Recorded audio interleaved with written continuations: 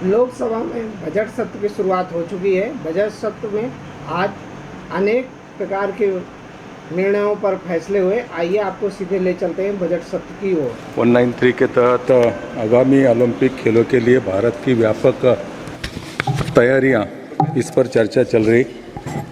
निश्चित रूप से चर्चा के द्वारा जो जो कमियां हैं खेलों में, उसमें तैयारियां पर यहाँ पर चर्चा होगी। आगे चलकर भारत में जितने खिलाड़ी हैं जिस जिस क्षेत्र में, उस खिलाड़ी के भविष्य के लिए निश्चित रूप से निर्धारित लक्ष्य रख के केंद्र और राज्य सरकार द्वारा कार्रवाई की जाएगी। इस चर्चा के दौरान मैं लंबी चर्चा नहीं करूंगा, 2-4 सुझाव यहाँ दूंगा। माननीय मंत्री जी इस चर्चा में यहाँ आए, मांडविया जी तो हर विभाग का जिम्मेदारी लेते तो पूर्ण रूप से अच्छी तरह से काम करते। कई 10 साल में मैंने देखा है, जिन जिन मंत्री जी के पास खेल विभाग था, जो कि किरण रिजिजू जी, अनुराग ठाकुर जी, अभी मांडविया जी, जिन्होंने ये विभाग संभाला है, इस मंत्रालय को न्याय देने की मैं अपेक्षा करता हूँ। ज़्यादातर इस देश में ओलंपिक में जाने वाले खिलाड़ी की संख्या बहुत सारी है, लेकिन मेडल जब मिलते हैं उसकी संख्या कम है। इस पर प्राथमिक रूप से स्टेट गवर्नमेंट से मिलकर एक अपने विभाग द्वारा जो जो कमियां हैं उसमें सुधार करने की आवश्यकता है। जो खिलाड़ी है उनकी बहुत सारी अपेक्षा रहती है सरकार द्वारा, वो राज्य सरकार हो या केंद्र सरकार हो, अपेक्षा रहती है। जिस उम्र में वो खेलते तैयारी करते, कई गरीब परिवार के खिलाड़ी रहते, उनको सुविधा का अभाव रहता है, फाइनेंशियली अभाव रहता है, और इसमें सरकार ने अगर ध्यान दिया, पूरी तरह से उसको सपोर्ट किया, तो मुझे लगता है 140 करोड़ के देश में, अपने सबसे ज़्यादा दुनिया में आबादी वाले देश में ज़्यादा से ज़्यादा स्पोर्टमैन तैयार हो जाएंगे। भारत को पहला कुश्ती में ओलंपिक पदक, कांस्य पदक दिया था खाशाबा जाधव। बाद में उनके परिवार की, उनकी खुद की कई सारी अपेक्षा सरकार से थे, वो उपेक्षा ही रह गई। मुझे लगता है कि खेलों में सभी पार्टी, किसी पार्टी का हो, सभी पार्टी में राजनीति नहीं करनी चाहिए। खेल एक खेल होता है, हर खिलाड़ी देश के लिए खेलता है, देश को सामने रख के खेलता है, तो कोई भी उसमें राजनीति ना करे। ज़्यादा कर जो खिलाड़ी बाद में वो राजनीति में आता ही है, लेकिन मुझे लगता है कि इस देश में आगे चलकर ओलंपिक हो, अन्य खेलों में हो, ज़्यादा से ज़्यादा खिलाड़ी को सरकार द्वारा मदद की अपेक्षा रखता हूँ। मैं ये सदन को ये भी कहना चाहता हूँ कि 10 साल में मोदी जी के नेतृत्व वाली सरकार ने खेलों को बढ़ावा देने के लिए अच्छा काम किया है, और प्रधानमंत्री के कार्यकाल में ओलंपिक खेल 2016 में रियो ओलंपिक के नाम से जाना जाता है, इसमें भारत को 2 पदक, उसमें 1 रजत और 1 कांस्य मिला था। 2020 में टोक्यो में जब ओलंपिक हुआ, उसमें 7 पदक मिला था, 1 स्वर्ण, 2 रजत और 4 कांस्य। कॉमनवेल्थ में भी भारत की अच्छी स्थिति रही है, उसमें 66 पदक मिले थे, उसमें से 26 स्वर्ण पदक थे। ऐसे ही पूरे 10 साल का अगर कार्यकाल देखा जाए तो मोदी सरकार के कार्यकाल में ज़्यादा से ज़्यादा इस पर ध्यान देके खेलों के प्रति अच्छा काम हुआ है। देखिए, मैं मंत्री जी को ये कहना चाहता है, राज्य सरकार से मिलकर एक धोरण उसमें बनाना की आवश्यकता है। कई सारे ग्रामीण इलाके के खिलाड़ी रहते, उसमें ग्राउंड उपलब्ध नहीं होता, उसमें सहायता ज़्यादा कर मिलती नहीं। जो जिला परिषद से सहायता मिलती है खेलों के लिए, वो सहायता नहीं मिलती। तो स्पोर्ट के लिए ज़्यादा से ज़्यादा बजट रखने की मैं सरकार को मांग करता हूँ, क्योंकि इस प्रति अपेक्षा रखते सब अपेक्षा रखते हैं कि ओलंपिक में, अन्य खेलों में भारत का प्रतिनिधित्व करने वाले खेलों के प्रति ज़्यादा से ज़्यादा मेडल मिल जाए।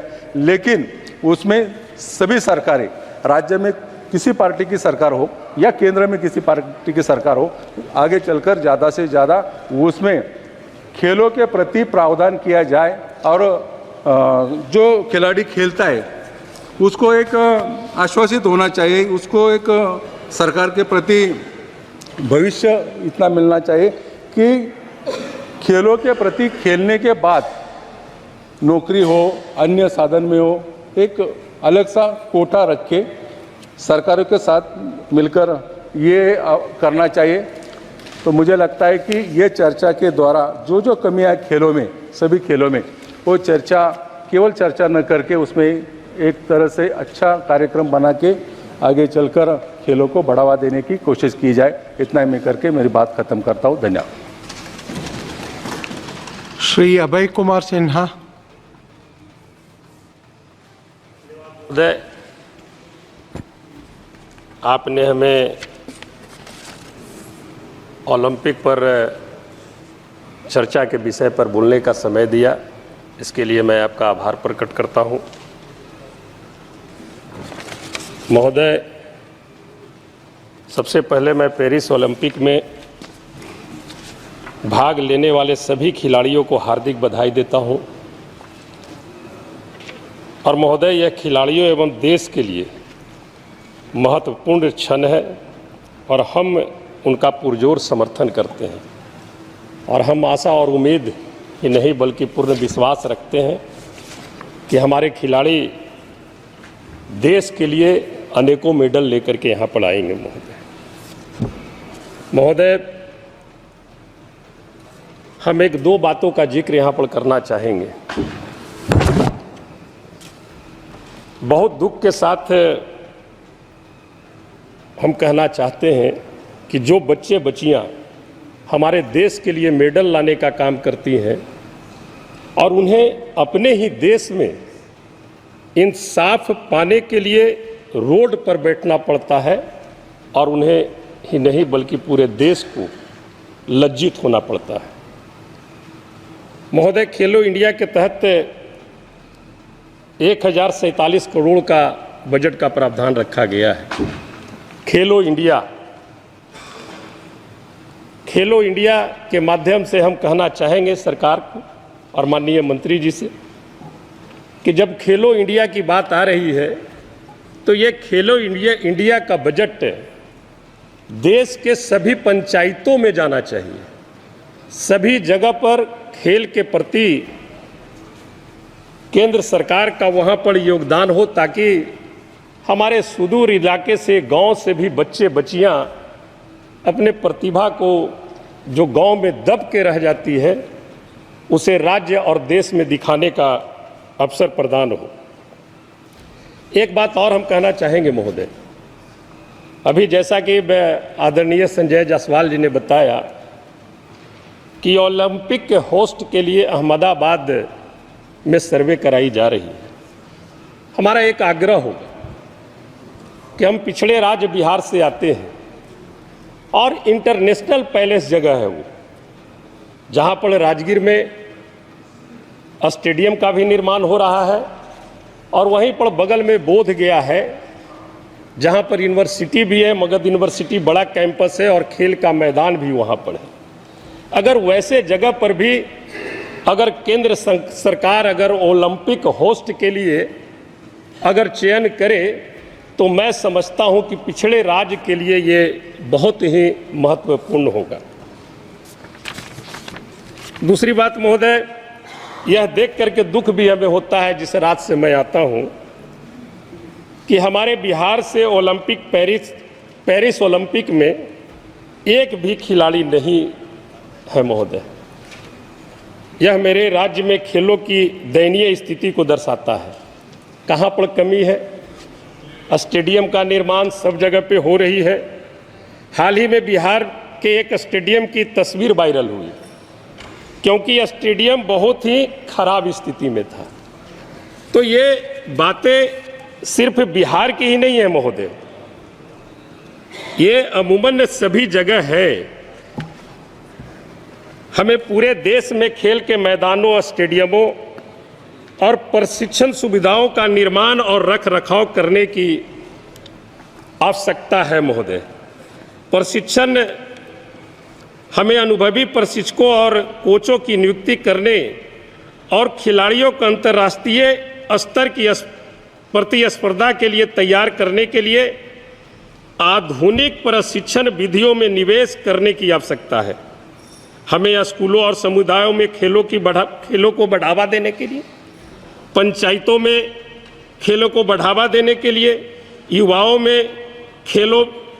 युवाओं को खेलों में भाग लेने के लिए प्रोत्साहित करने की आवश्यकता है महोदय। इसलिए हमारी आग्रह होगी कि केंद्र सरकार खेलो इंडिया के तहत जो बजट लाई है वो बजट देश के सूबे पंचायत में जाए और देश के पंचायत में देकर और खास करके वहाँ पर महिलाओं को इसमें भागीदारी अधिक दी जाए। हम इन्हीं बातों के साथ आपने हमें समय दिया, इसके लिए हम आपका धन्यवाद करते हैं। बहुत बहुत धन्यवाद। श्री राजीव प्रताप रूडी।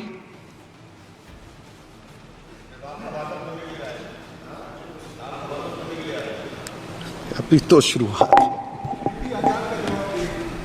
सुने नहीं, कीर्ति बोले क्या, बहुत दिन के बाद आए हैं।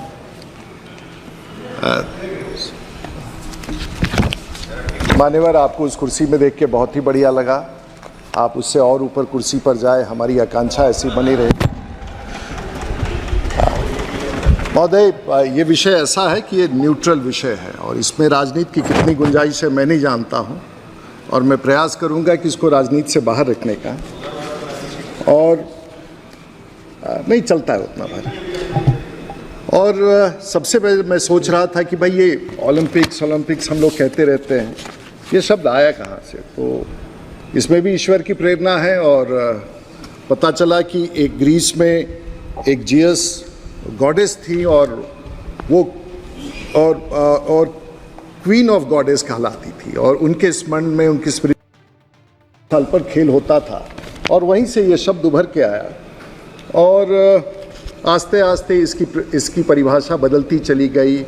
वो प्रतिस्पर्धा के दृष्टिकोण से देखा जाने लगा, वो गुणवत्ता के नाम से देखा जाने लगा, वो एक सौम्यता का वातावरण पैदा करने के लिए दुनिया भर में एक ऐसा मानक स्थापित हुआ। और वहीं से बढ़ते बढ़ते पहला लगभग 776 BC में पहला ओलंपिक्स गेम्स का आयोजन किया गया, इसी भगवान के प्रेरणा से, इसी भगवान के लिए। और उसके पश्चात तक लगभग कई हजार वर्षों तक इसे ओलंपिक्स नहीं किया गया। उसके पश्चात पहला ओलंपिक्स जो पूरी दुनिया में हुआ वो 1896 में हुआ। वो सिर्फ मात्र यूरोपियन देशों के लिए था। उसके बाद अमेरिका का उसमें प्रवेश हुआ, और फिर आस्ते आस्ते पूरी दुनिया के लिए वो खोला गया।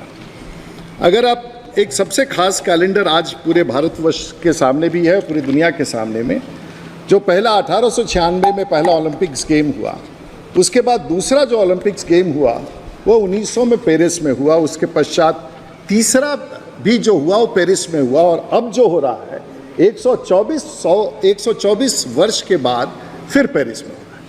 यानी कि कितने दशक निकल गए, so many generation passed away and the ethics of Olympics remains the same. और आज when we are talking about in this parliament, it is something which is, और पूरे दुनिया में सिर्फ ओलंपिक्स 2 या 3 बार नहीं हो पाया।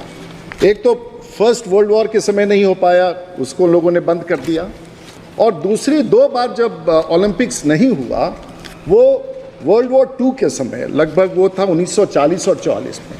तो दुनिया के इतिहास में मात्र 3 बार ओलंपिक्स नहीं हुआ है, वो 3 ओकेजन है। और उसके बाद ओलंपिक्स के भी श्रृंखला में परिवर्तन आया। फिर ओलंपिक्स एक ही समय 2 स्थानों पर हुआ करता था। पहला एक समर जहाँ पर गर्मी होती थी उसी समय, दूसरे क्षेत्र में जहाँ ठंड होता था तो वहाँ विंटर ओलंपिक्स के नाम पर एक ही समय में ओलंपिक्स 2 स्थानों पर होने लगा। और वो आकर के 1994 में ये प्रथा बदल दी गई, और ये प्रथा बदलने के बाद उसमें ये तय हुआ कि हर 2 साल पर अब ओलंपिक्स होगा। जो समर ओलंपिक्स होगा वो 2 साल पर होगा, और विंटर ओलंपिक्स 2 साल पर होगा। शायद बहुत लोग, तो हमारे मित्र लोग कह रहे थे कि भाई तैयारी नहीं है, हो सकता है हमारी तैयारी नहीं है, तो चलिए कम से कम विंटर ओलंपिक्स जो अगले बार होने वाला है उसमें हम सब लोग मिलकर अच्छी तैयारी करा दें तो शायद आप सब भी चलेंगे और हम सब लोग भी सदन में बैठेंगे तो हमारी तैयारी अच्छी हो, तो उसकी तैयारी हम लोग करा ले तो बहुत ही अच्छा है। और भारत की भागीदारी ओलंपिक्स में कब से है, और शायद हम लोग अंग्रेजों का जब यहाँ राज था तो सबसे पहला ओलंपिक्स में भागीदारी भारत का अंग्रेजों के शासन के दौरान 1900 में हुआ था, यानी कि आज से लगभग 124 साल पहले। और उस समय हुआ था, और उस समय भी हमें वहाँ पर उस समय भी एक एथलेटिक्स में नॉर्मन नाम का व्यक्ति था जो भारत का प्रतिनिधित्व कर रहा था, उसे एक सिल्वर मेडल मिला था। तो सोचिए 1900 में जब हमारा देश आज़ाद नहीं था, और उतना ही नहीं, आज़ादी के 3 बार पहले भारत को हॉकी में गोल्ड मेडल मिला है जब अंग्रेजों का शासन था, और आज़ादी के तुरंत बाद 1948 में भी भारत को गोल्ड मेडल मिला है। अब यह सोचना होगा कि 1948-50, अब आप कहिए कि राजनीति कर रहे हैं, 1950 से लेके 2014 तक हॉकी में तो हम लोग कभी गोल्ड मेडल लेके नहीं आए, और हमारा शासन तो था नहीं।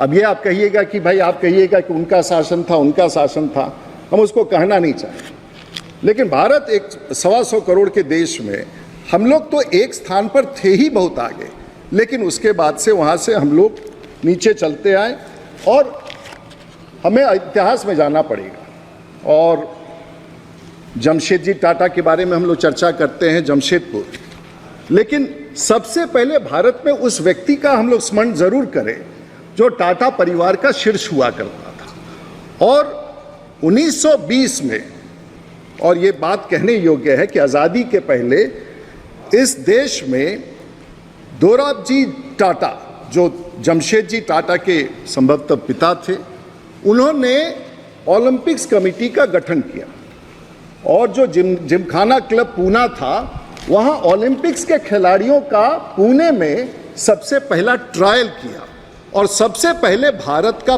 5 लोगों का कंटिंजेंट इंटरनेशनल ओलंपिक्स में गया।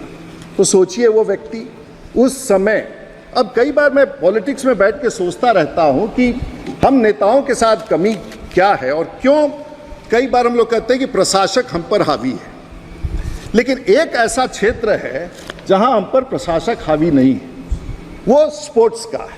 और जितनी ओलंपिक्स एसोसिएशन है, जितनी स्पोर्ट्स एसोसिएशन है, ये किसी अधिकारी के हाथ में नहीं है, ये सब नेताओं के हाथ में, हमारे आपके जैसे लोग जो स्पोर्ट्स एसोसिएशन से जुड़े हैं। तो कम से कम एक, और यही कारण होता है कि कई बार पॉलिटिक्स में हम लोग पीछे छूट जाते हैं, और हमारी डिपेंडेंसी वैसे लोगों पर, ब्यूरोक्रेसी पर बढ़ जाती है जब हम परफॉर्म नहीं कर पाते हैं। और यही मूल कारण है कि आज जब हम स्पोर्ट्स को देखते हैं तो एक दूसरे पर आरोप कि आपके सरकार क्या कर रही है, उसको ये करना चाहिए, तो एक क्षेत्र तो नेताओं के हाथ में है, और हम नेताओं के ऊपर स्पोर्ट्स को बढ़ावा देने की सबसे बड़ी जिम्मेवारी है। और सबसे बड़ा स्पोर्ट्स ओलंपिक्स तो हम लोग करके अभी आए हैं, जो इस चुनाव में आए हैं। तो हम सब लोग, अब आप उठा के देखिए, कोई गुजरात से है, कोई सूरत से है, कोई पौंडीचेरी से है, कोई अमृतसर से है, कोई दमन दीव से है, कोई केरला से है, कोई लक्षद्वीप से है, कोई कोल्लम से है। हम सब पूरे भारतवर्ष में ओलंपिक्स करके आए हैं, सब अपने अपने तरीके से। ना मैं इनका भाषा जानता हूँ, ना मैं तेलुगु बोल सकता हूँ, ना मैं मलयालम बोल सकता हूँ, ना मैं गुजराती बोल सकता हूँ, ना मैं बंगाली बोल सकता हूँ, ना आप भोजपुरी बोल सकते हैं, ना आप मैथिल बोल सकते हैं। हम सब, और दुनिया का एक ही प्लेटफॉर्म है, और सबसे बड़ा ओलंपिक्स का भारत में जो राजनीतिक प्लेटफॉर्म है वो भारत का इंडियन पार्लियामेंट है। और इस पार्लियामेंट में शायद लोग समझ ना पाए, लेकिन जिसकी भाषा अलग हो, जिसकी बोली अलग हो, जिसका रहन सहन अलग हो, जिसका पारिवारिक परिवेश अलग हो, वो सब पूरा भारत आके यहाँ बैठता है। और ये पूरा भारत जो एक 125 करोड़ का, ऐसा प्लेटफॉर्म दुनिया में कहीं नहीं होगा जहाँ 125 करोड़ के रिप्रेजेंटेटिव जो एक दूसरे, आप कन्नड़ बोलते हैं, आप तेलुगु बोलते हैं, आप गुजराती बोलते हैं, आपका खान पान अलग है, लेकिन हम सब एक दूसरे की बात सुनने यहाँ पे। और अगर ये प्लेटफॉर्म हमारे बीच में से एथलीट्स नहीं तैयार करके ओलंपिक्स खेलों में पहुंचा सके तो शायद चिंता का विषय है, और उस पर हम सब लोगों को विचार करना चाहिए। महोदय, मैंने कहा था कि पहले भी मैंने आपको बताया कि कई सारे ऐसे विषय हैं कि स्पोर्ट्स के मामले में हम सब लोगों के बीच में राजनीति कुछ अधिक है। और 1948 में जब हमें आज़ादी मिला तो उस समय हम लगभग पहली बार जब हमारा कंटिंजेंट गया तो 86 लोगों का कंटिंजेंट गया। उसमें एथलेटिक्स था, बॉक्सिंग था, साइकिलिंग था, हॉकी था, फुटबॉल था, स्विमिंग था, वाटर पोलो था। तब इस देश में इतने सारे स्पोर्ट्स थे, लेकिन उसके बाद भी हम उसको गति नहीं दे पाए। थोड़ा चिंता ज़रूर होगा और हम सब लोगों को कुछ आंकड़े अपने पास रखने चाहिए, क्योंकि हम सब बच्चों के बीच में बैठते हैं, स्कूल कॉलेज में जाते हैं, तो प्रेरणा देने के लिए बातें तो कहनी ही पड़ेगी, उत्साह तो बढ़ाना ही होगा। तो अब ये उसको अदरवाइज मत लीजिएगा। हमारी सरकार लगभग 10 साल और 5 साल और आगे न जाने कितने वर्ष रहेगी। हम लोगों ने आज़ादी के बाद से आज तक लेके मात्र 26 मेडल जीते हैं और 2014 के बाद 9। मैं नहीं कहता हूं कि बहुत बढ़िया है, लेकिन समकक्ष रूप से हमारे देश में स्पोर्ट्स का विस्तार हो रहा है और हमारी खिलाड़ी अच्छा भी कर रहे हैं। लेकिन हम सब लोगों को याद रख करके कहीं ना कहीं तुलना भी करना पड़ेगा, और वो तुलना इस प्रकार से है कि जमाइका, जिसकी आबादी 28 लाख है, वो लगभग 88 मेडल ले जा चुका है, जिसमें से 26 गोल्ड है। इथियोपिया, जिसकी आबादी 126 मिलियन है, हमारे बिहार से भी छोटा देश है, वहाँ लगभग 58 मेडल्स, गोल्ड 23। साउथ अफ्रीका, जिसकी आबादी 60 मिलियन है, हमारे जिला से दुगुने साइज का होगा बिहार में अगर सारण जिला से दुगुना किया जाए, वहाँ लगभग 91 मेडल्स, गोल्ड 27। ताइवान, जिसकी आबादी 23 मिलियन है, उन्होंने 120 मेडल लिए हैं, जिसमें से 28 गोल्ड। अमेरिका का छोड़ दीजिए, जर्मनी का छोड़ दीजिए, फ्रांस का छोड़ दीजिए, रशिया का छोड़ दिए, यूएसए दुनिया में सबसे ज़्यादा, उसके बाद जर्मनी, उसके बाद फ्रांस, उसके बाद रशिया, ये सूची अलग है। हम लोग अपने आप को तो कई बार कमज़ोर महसूस भी करते हैं, लेकिन हमें विश्वास है कि देश के प्रधानमंत्री जी के नेतृत्व में और आने वाले दिनों में हमारे बीच में जो प्रतिस्पर्धा है लेकर के हम उससे आगे बढ़ेंगे। और इसका एक वाणिज्यिक दृष्टिकोण भी है अध्यक्ष महोदय। वाणिज्यिक दृष्टिकोण है कि अगर आप एक ओलंपिक्स की तैयारी करते हैं तो निवेश जो उस देश में आता है, हम लोग अगर लंदन ओलंपिक्स की बात देखें तो 1.25 लाख करोड़ का निवेश आया 3 साल के भीतर। रियो का अगर हम देख लें, जहां ओलंपिक्स हुआ, वहां लगभग 1,12,000 करोड़, टोक्यो ओलंपिक्स में 1,07,000 करोड़। तो बहुत निवेश आता है और निवेश के साथ साथ आने वाले दिनों में कई चीज़ों का विस्तार होता है। कॉमनवेल्थ गेम्स के बारे में हम लोग बहुत कुछ चर्चा करते हैं, कमियां हुई होंगी, जांच बैठा होगा, लोग जेल गए होंगे, लेकिन अंततः इस बात का तो हमें स्मरण करना ही पड़ेगा कि एक बड़े इवेंट के आने के कारण, आज मुझे याद है जब मैं इस देश में सिविल एविएशन मिनिस्टर था और मैं वाजपेयी जी की सरकार में कैबिनेट में था, तो उस समय जब बात हो रही थी और ये 2000 कॉमनवेल्थ गेम्स शायद 10-11 के आसपास आया हो, उस समय जब मैं माननीय प्रधानमंत्री जी के पास उस समय गया तो मैंने उनसे कहा कि साहब आने वाले, उस समय कॉमनवेल्थ गेम्स की चर्चा शुरू हो गई थी, और जब हमने उस समय कहा कि, और उस समय ब्रजेश मिश्रा शायद उनके प्रिंसिपल सेक्रेटरी, हाँ वही हुआ करते थे, उनके सामने बात हो रही थी। मैं उस समय नया मंत्री बना था भारत सरकार में, सिविल एविएशन का प्रभार था, और जब मैंने कहा कि आने वाले दिनों में भारत में कॉमनवेल्थ गेम्स होने वाले हैं, हमें नई एयरपोर्ट्स की ज़रूरत होगी, वाजपेयी जी ने उस विषय को सुना। उन्होंने कहा रूडी जी ये क्या कर रहे हैं? हमने साहब इन्हें प्राइवेटाइज करना होगा, बड़ा एयरपोर्ट बनाओ। और उस समय में 2003 में अटल बिहारी वाजपेयी ने कहा कि रूडी जी जो बात कह रहे हैं, अगर देश को बढ़ाना है, देश में कॉमनवेल्थ गेम्स होगा, देश में ओलंपिक्स होगा, तो हमें खूबसूरत हवाई अड्डों की ज़रूरत पड़ेगी। और उसी दिन उस हवाई अड्डा का, चाहे वो दिल्ली और मुंबई हवाई अड्डा हो या बेंगलोर देवनाली हो या शमशाबाद हैदराबाद हो, उस दिन अटल बिहारी वाजपेयी ने उसका नींव रखा, क्योंकि उन्हें लगा कि आने वाले दिनों में कॉमनवेल्थ गेम्स हो। आज अगर देश के प्रधानमंत्री 2036 के लिए ओलंपिक गेम्स का बिड करना चाहते हैं, साहब भारत में गुजरात भी है, बिहार, आपने कहा बिहार में, हमारे मित्र वहाँ बैठे हुए हैं। मेरा चुनाव तो राष्ट्रीय जनता दल से था, आप 4 लोग जीत के आए हैं, मैं भी पिछले 40 साल से उसी पार्टी से लड़ रहा हूँ। थोड़ा सा पढ़ाई लिखाई तो जरूर करना चाहिए और अपने राज्य के प्रतिभा को पहचानना चाहिए। और उन्होंने कहा कि बिहार से ओलंपिक्स में कोई भी खिलाड़ी नहीं। महोदय मेरा आपसे एक विनती है, हमारी एक बेटी है, वो बिहार में एमएलए है, उसका नाम श्रेयसी सिंह है, और वो ट्रैप शूटिंग में पेरिस में ओलंपिक्स के खेलों में जा रही है, तो उसका आप संशोधन कर लीजिए। आप भूल गए। और हमारी बेटी है वो, दिग्विजय सिंह इस सांसद हुआ करते हैं, उनकी बेटी है, ट्रैप शूटिंग में एमएलए है वो, और वो एमएलए हमारे यहाँ जा रही है, तो थोड़ा संशोधन कर लीजिए। राष्ट्रीय जनता दल के लोगों से मेरा अनुरोध है कि थोड़ा पढ़ाई लिखाई शुरू कीजिएगा तो ठीक ठाक रहेगा इसका। लेकिन इतना चलता है राजनीति में, कोई बात नहीं। ये सब हम लोग थोड़ा सीनियर हैं, आप आए हैं तो हम लोग गाइड कर देंगे, कोई दिक्कत नहीं। नहीं ठीक है, सब इतना मतलब थोड़ा बहुत तो चलता ही है। तो दिग्विजय से अब आप लोग कहते हैं कि मेरिट, तो हमारे सामने एक टोपी पहन के व्यक्ति बैठे हैं, किसी को पता ही नहीं है हाउस में। इस सदन में भी तो ओलंपियन बैठा हुआ है, प्रसून बनर्जी साहब बैठे हुए हैं, ये भी ओलंपिक्स के खिलाड़ी हैं, बधाई देना चाहिए इनको। इनके साथ असलम शेर खान, नहीं याद होगा, असलम शेर खान जो मंत्री भी रहे, हॉकी में हमारे ओलंपियन रहे हैं। और पीटी उषा हमारे बीच में आई, एथलेटिक्स में ओलंपियन रही हैं।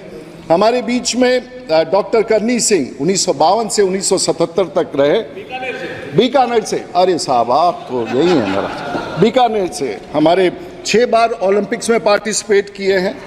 ऐसा दारा सिंह कौन नहीं पहचानता, रेसलिंग में 1960 में। हमारे बीच में राज्यवर्धन, जो कल तक हमारे मंत्री थे भारत सरकार में, आज बड़े अच्छे सरकार में वहाँ जयपुर में है, अच्छी सरकार में वो मंत्री हैं वहाँ, वो भी ओलंपियन रहे, कर्नल राज्यवर्धन सिंह राठौर। हमारे में नेताओं में हुनर का अभाव कहाँ है? लेकिन हम कई बार छोटी राजनीति, अभी तो 5 साल अगले चुनाव तक है, थोड़ी बड़ी राजनीति करके इस देश को अगले ओलंपिक्स में हम लोग आगे लेके चले। ललन बाबू बिहार के बारे में सोच ही रहे सामने बैठ के, दिलीप तिर्की हम सब भूल गए होंगे, 1996, 2000 में अटलांटा में, 2000 में और 2004 में एथेंस में। ये सब लोग ऐसे हैं जिन लोगों ने, अब कई बार राजनीतिक रूप से विश्लेषण किया जाए, आप आरोप लगा देते हो कि भाई दौड़ते क्यों नहीं हो, आप ओलंपिक्स में बहुत आगे क्यों नहीं। भाई 40-50 साल तो तुमने मेरे पैर पर तो वो जंजीर बांध के रखा हुआ था, अब हमने खोला है 10 साल में। दौड़ने में थोड़ा सा समय लगता है, तेज गति से हम लोग। Please conclude the speech. आज तो पहला ही दिन है श्रीमान, 5 साल खींचना है। और अब मेरा मान्यवर आपसे अनुरोध है कि बाएं दाएं मत सुनिए, आप सीधे हम लोग की बात सुनिए। तो बाएं दाएं सुनने से पर गड़बड़ हो जाता है महाराज। महोदय ध्यान दीजिए, तो बस खत्म कर देते हैं। अब तो थोड़ा ही समय अब शुरू हुआ, अभी तो 5 साल काटना है महोदय, तो थोड़ा थोड़ा करके तो इंट्रोडक्शन तो होने दीजिए। तो अधिक नहीं समय लेना चाहूँगा अध्यक्ष महोदय, मैं कहूँगा ये सदन अपने आप में एक ऐसा सदन है जहाँ हम सब लोग बहुत मेहनत के बाद, बहुत ईश्वर की कृपा होती है, असीम कृपा होती है, जनता की कृपा होती है, हम सब आगे आके बैठते हैं। लगभग 250 पौने 300 ऐसे सदस्य थे जो हमारे साथ बैठते थे, क्योंकि राजनीति महोदय इसलिए बोलना जरूरी है कि बाकी सब चीज़ों में फेयरवेल होता है। अफसर रिटायर करते हैं तो फेयरवेल होता है, आप टीचर रिटायर करते हैं तो फेयरवेल होता है। पॉलिटिक्स ऐसा जगह है जहां यहाँ हारे आप, दोबारा आपका दर्शन नहीं हो पाएगा, आपका फेयरवेल नहीं होता है। कैबिनेट मिनिस्टर जो हार के चले गए, जो कल तक आगे बैठते थे, जो वहाँ माननीय सांसद वरिष्ठ लोग थे, वो हार के चले गए। यहाँ किसी का फेयरवेल नहीं होता है। तो जिस सदन में महोदय फेयरवेल नहीं होता है, उसमें कम से कम बोलने की पूरी अनुमति तो दे के रखिए। अब माइग्रेशन थोड़ा बहुत होता है लोकसभा राज्यसभा में, लेकिन फेयरवेल नहीं होता है पॉलिटिक्स में समाप्त होता है। चीफ मिनिस्टर होते हैं, उसके बाद जीरो हो जाते हैं और कोई फेयरवेल नहीं होता है। तो अधिकारियों से हम लोग की तुलना जब होती है तो मार्जिन बड़ा कम होता है, हम ये नहीं कहते, लेकिन जिसका फेयरवेल नहीं होता है उसकी मान्यता अधिक होती है, क्योंकि हम बड़ा रिस्क लेके आते हैं। हम लोग बड़े मेहनत करके 5-5 साल 10-10 साल गांव देहात में उन शब्दों को सुन करके, अभी हमने अपने यहाँ एक कंपटीशन कराया, देश का पहला, मेरे यहाँ देश का सबसे सुंदर तालाब है, उसको सजाया और उसमें ग्रामीण क्षेत्र का तैराकी प्रतियोगिता कराया। हमारे तो सुमेर वहाँ दिखाई दे रहे थे, हुनर तो वहाँ दिखाई दे रहा था, लेकिन 0.1% अगर हम लोग पैसा खर्च करेंगे, पैसे का अभाव है, 100 वर्ष सरकार की कमिटमेंट्स हैं, लेकिन फिर भी हम विश्वास दिलाते हैं कि भारत की सरकार और हमारे मंत्रिमंडल और हमारे देश के प्रधानमंत्री 2034 की तैयारी है हम सब लोग के मिलजुल करके ऐसा एक दुनिया में अभियान चलाना चाहिए कि 2000 माझी जी हमनी के भी ऐसा अभियान चलावे के चाहिए कि पूरा दुनिया में भारत का जो पहचान बना है 2034 का ओलंपिक्स भारत में हो, चाहे जहां हो, गुजरात में हो, औरंगाबाद में हो, बिहार में हो, लेकिन ये प्रेरणा और ये मोमेंटम बनाना चाहिए पूरी दुनिया में। और आज देश के प्रधानमंत्री के नेतृत्व में ऐसा वातावरण बना है।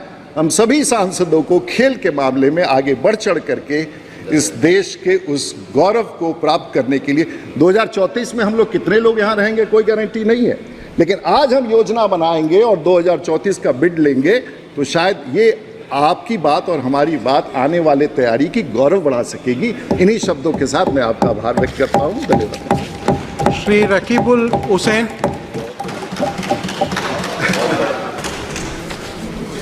जी, माननीय सभापति महोदय, थोड़ा देर का आगे हमारा पार्टी ने हमको बोलने के लिए बोला कि आप खेल का बारे में कुछ बोलना है,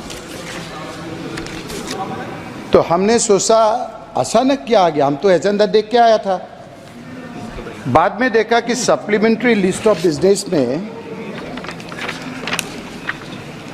वन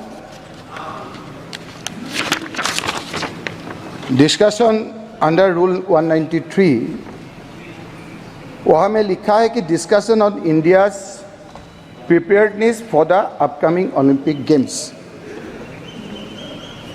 हमने बोला है पार्टी को, हमको क्यों कहने के लिए बोला? बोले आप खेल में लगा हुआ आदमी है, खिलाड़ी था, हम ओलंपिक असम में ट्रेजरर था, जनरल सेक्रेटरी भी था, और तरुण गोगोई जी जब चीफ मिनिस्टर था उस समय हम लोग अच्छा करके वहाँ में स्टेट गेम्स किया था।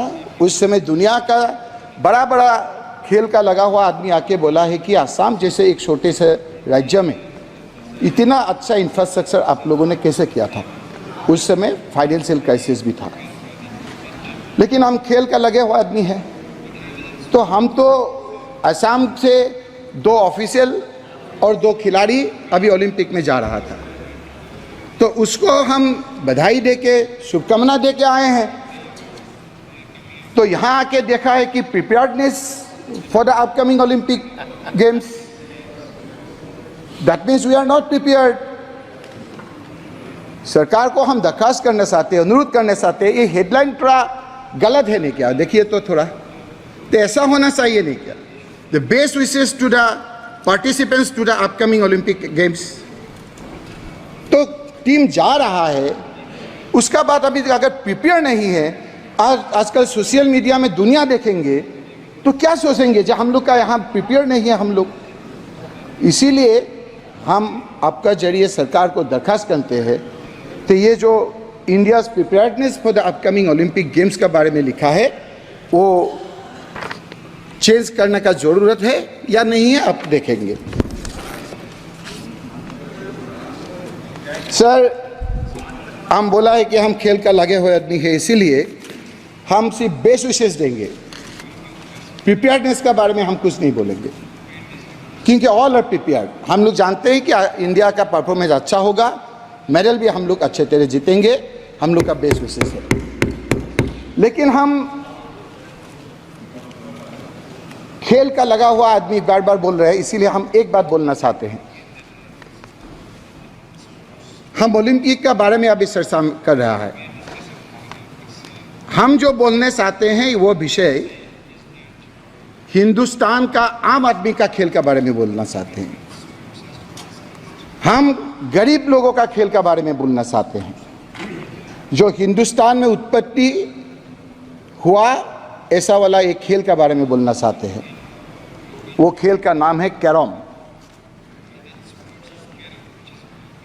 बहुत लोग हंसते हैं कैरम के लिए, लेकिन आज कैरम का चर्चा होने का बाद हम लोग का जो गरीब लड़का है, जो गांव में अच्छा करके कैरम खेलता है, वो लोग भी थोड़ा अच्छा करके खेल के घर चलने का एक माहौल बनाने का एक अवसर मिलेगा।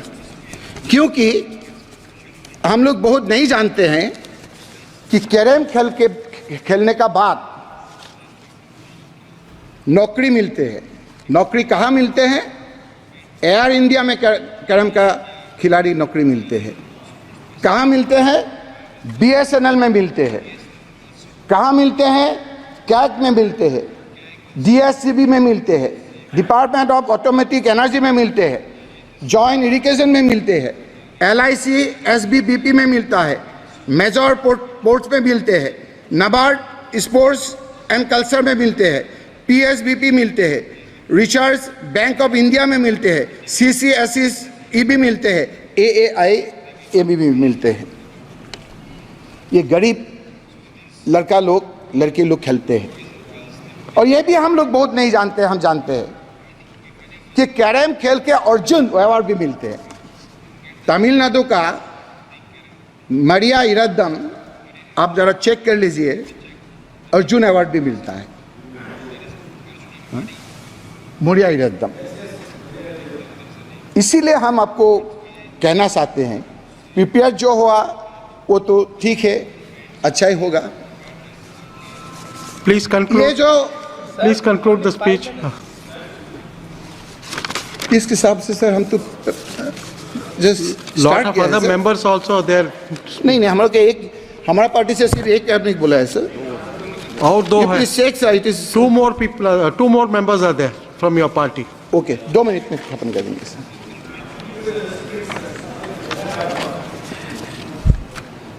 सर, ये जो खेल होता है ओलंपिक में, वो कैटेगरी 3 होता है। ये थोड़ा हम टेक्निकल बात बोलते हैं। ये कैटेगरी क्या होता है? फर्स्ट कैटेगरी जो होता है इसको हाई प्रायोरिटी बोलता है, सेकंड कैटेगरी को सेकंड प्रायोरिटी बोलता है, और थर्ड को अदर्स बोलता है। ये जो कैरम खेल है ये अभी तक आपको प्रायोरिटी लिस्ट में नहीं है। आप ज़्यादा टाइम नहीं दिया, इसीलिए हम सिर्फ आपको एक ही बात बोल के हम ख़त्म करते हैं। जब हम कैरम जो जितना आपका क्राइटेरिया है, ऑल क्राइटेरिया वो फुलफिल करके रखा है। इसीलिए I urge the government of India, the all India carrom federation have fulfil all the formalities. Now I request, despite all India Carom Federations fulfilling the all criteria of priority category, but Carom is still in others category. I request please include Carom as a priority game of Olympic. Thank you, sir. Shri Malvinder Singh Kang. 5 minutes. Speaker on नहीं है sir.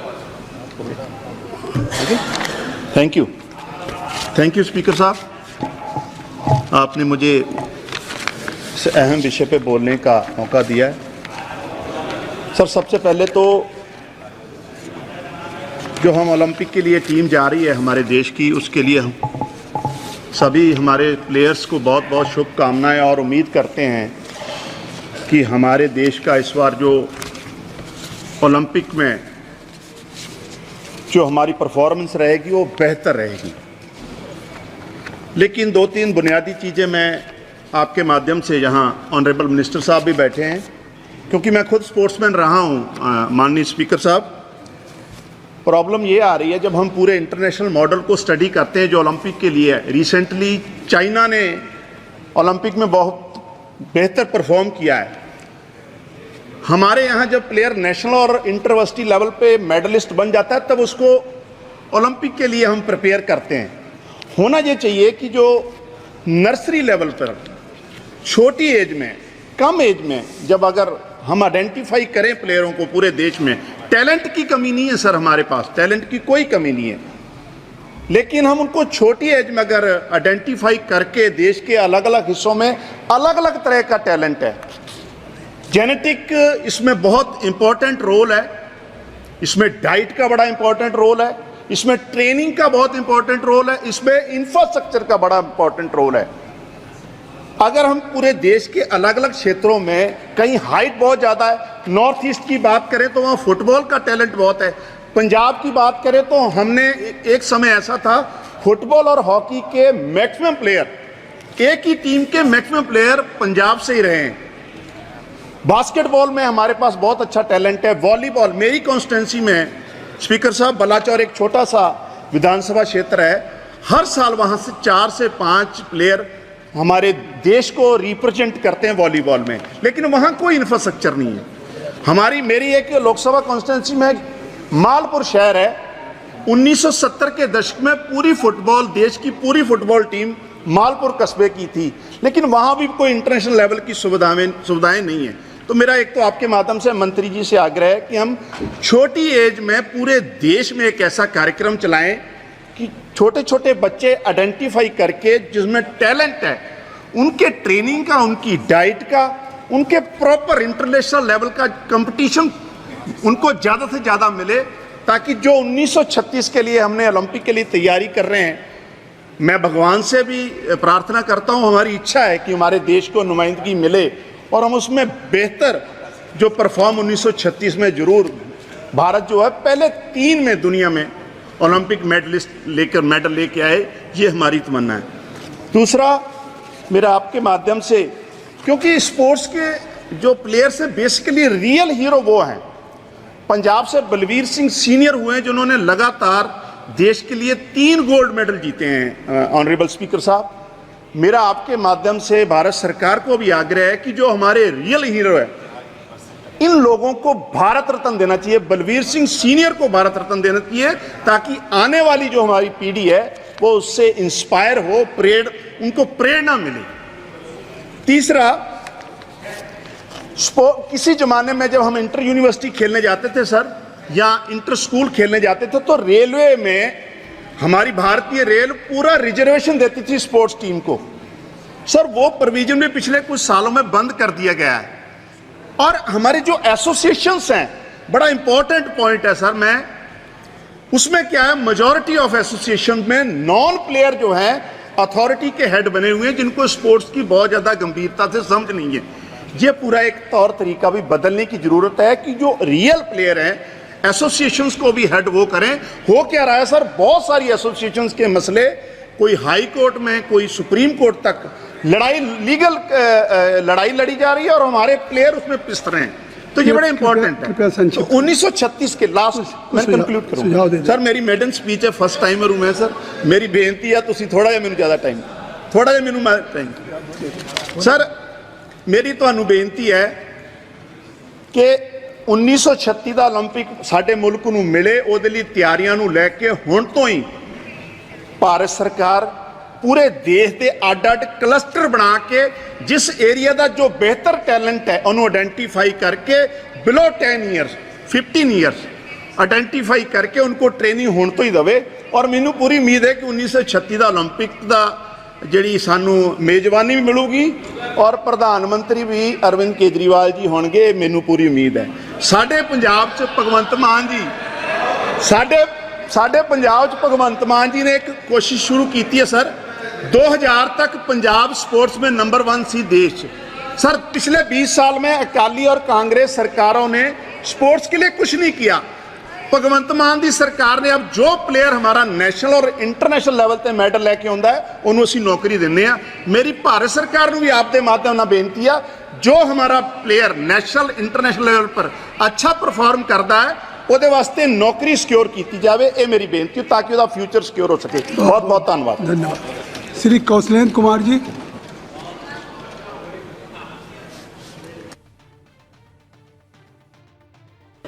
सभापति महोदय,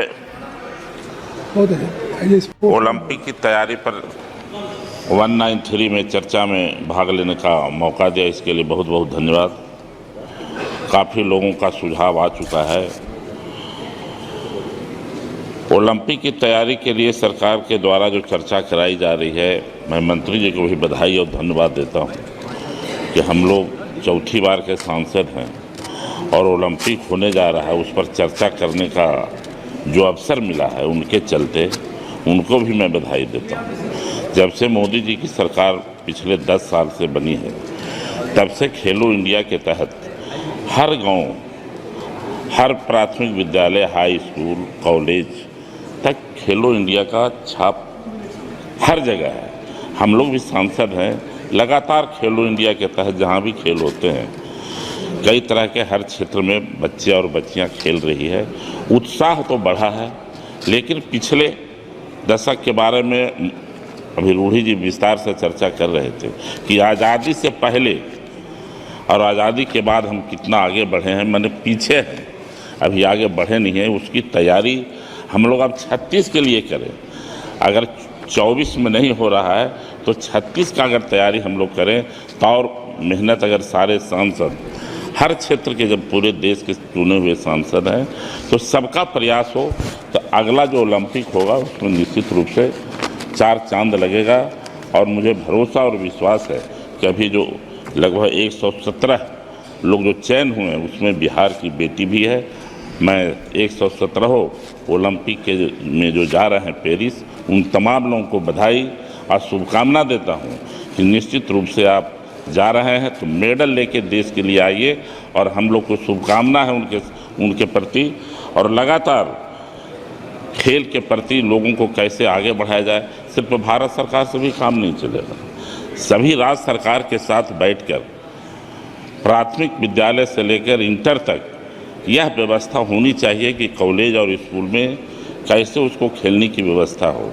अब हम ग्रामीण परिवेश में हैं, बहुत सारे स्कूल में फील्ड भी नहीं है, खेलने का जगह ही नहीं है, लेकिन उसकी व्यवस्था सरकार को करने की ज़रूरत है। ओलंपिक में 117 लोग जा रहे हैं, हम ये नहीं कह रहे हैं, और लोग जाएं और मेडल लेके आवें। जिस तरह से लोगों में उत्साह है, इस उत्साह को आदरणीय नीतीश कुमार जी बिहार में एक खेल नीति बनाया। अभी बता रहे थे हरियाणा के बारे में, वहाँ तो और पहले से मेडल आ रहे हैं। तो खेल की नीति बना करके मेडल लाओ, नौकरी पाओ, बिहार में भी चल रहा है और कई लोगों को नौकरी मिले, लगता है हज़ारों लोगों को। तो वहाँ पर बच्चों में जो प्रोत्साहन बढ़ रहे हैं, इस तरीके से हर राज्य सरकार और भारत सरकार के बीच में काम करने की ज़रूरत है। ओलंपिक में जब हम मेडल लेके आएंगे देश का नाम रोशन होगा। देश के लिए खिलाड़ी काम करते हैं, मेहनत करते हैं और समर्पित होकर करते हैं। कोई भी खिलाड़ी हो, हम लोग छोटे खिलाड़ी रहे हाई स्कूल में, कॉलेज में, तो हम लोग देखते थे कि पूरे परिवार से कोई मतलब नहीं, पूरा समय देते थे खेलने में। तो जो लोग खेल के प्रति जागरूक हैं, जो खेल के प्रति लोग लगन है, उसको और आगे बढ़ाने की ज़रूरत है और हर क्षेत्र में पारदर्शी होनी चाहिए। कई तरह के आरोप लग रहे थे, आज आरोप लगाने की ज़रूरत नहीं है, बल्कि सरकार और पक्ष हो या विपक्ष हो, सबका साथ चलना चाहिए कि एक साथ होकर के अपने अपने क्षेत्रों में भी खेल के प्रति बच्चों को आगे बढ़ाने के लिए सब लोग समर्पित हों। तब हमारा जो लक्ष्य है कि अगला जो लक्ष्य है 2036 का ओलंपिक, तो निश्चित रूप से ज़्यादा मेडल हमारे देश में आएगा। हमारे खिलाड़ी, हमारे बच्चे जो आगे बढ़ेंगे तो निश्चित रूप से देश के लिए काम करेंगे। मैं आपसे निवेदन करूंगा कि हमारे संसदीय क्षेत्र में भी अंतर्राष्ट्रीय जहां विश्वविद्यालय है, उसी के बगल में अंतर्राष्ट्रीय खिलाड़ी के लिए भी स्टेडियम बन रहे हैं, एकेडमी बन रहे हैं। तो उस चीज़ों पर ध्यान देने की ज़रूरत है। हम सरकार से आह्वान करते हैं कि आपकी सरकार, अब केंद्र में भी हम ही लोग की सरकार है, बिहार में भी सरकार है, और इसको खेल के प्रति लोगों को सजग करने की ज़रूरत है। और निश्चित रूप से खिलाड़ियों को प्रोत्साहन करने के लिए सरकार हर चीज़ से लैस करे। इससे गांव के जो बच्चे आगे बढ़ेंगे। यही बात कहकर मैं अपनी बात को समाप्त करता हूँ। बहुत बहुत धन्यवाद। श्री चंदन चौहान जी। धन्यवाद अधिष्ठाता महोदय। इस ऐतिहासिक लोकतंत्र के मंदिर में माइक में चल गया, चल गया। मेडन स्पीच बोलने का आपने मौका दिया। मान्यवर,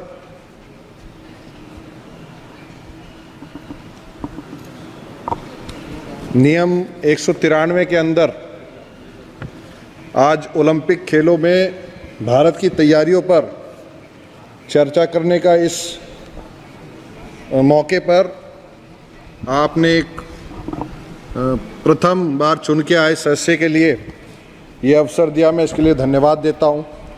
मान्यवर, मैं उस क्षेत्र से चुन के आया हूँ बिजनौर लोकसभा क्षेत्र से, जहां हमेशा हमारा पूरा एनसीआर का एरिया, चाहे हरियाणा, पंजाब, पश्चिम उत्तर प्रदेश, चाहे ओलंपिक्स हो, कॉमनवेल्थ गेम्स हो, एशियन गेम्स हो या देश के लिए कोई भी प्रतिस्पर्धा हो, हमेशा देश का झंडा बुलंद करने का काम हमारे क्षेत्र के युवाओं ने और नागरिकों ने करने का काम किया है।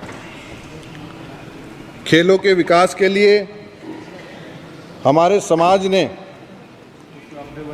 और यहाँ बैठे सभी लोगों ने स्पोर्ट्स, और खासकर जब ये महत्वपूर्ण विषय पे चर्चा चल रही है, इस सदन के अंदर भी अगर हम सब मिलके स्पोर्ट्समैनशिप दिखाएंगे तो निश्चित रूप से समाज में एक बड़ा संदेश जाने का काम होगा।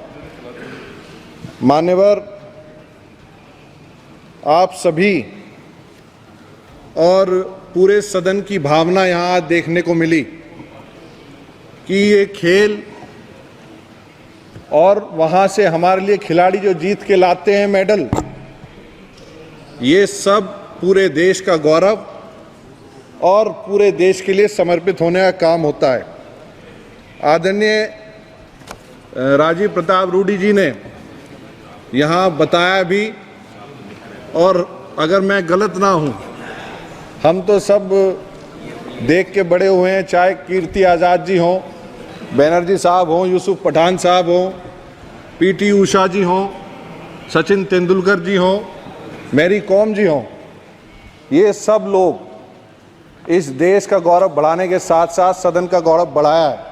और जब ये लोग जिम्मेदारी से यहाँ बैठे हैं तो निश्चित रूप से आज जब ये सकारात्मक चर्चा हो रही है, आदरणीय प्रधानमंत्री जी की गंभीरता, सरकार की गंभीरता, ये देखने को यहाँ मिलती है कि इस विषय पे कितनी सरकार गंभीर है।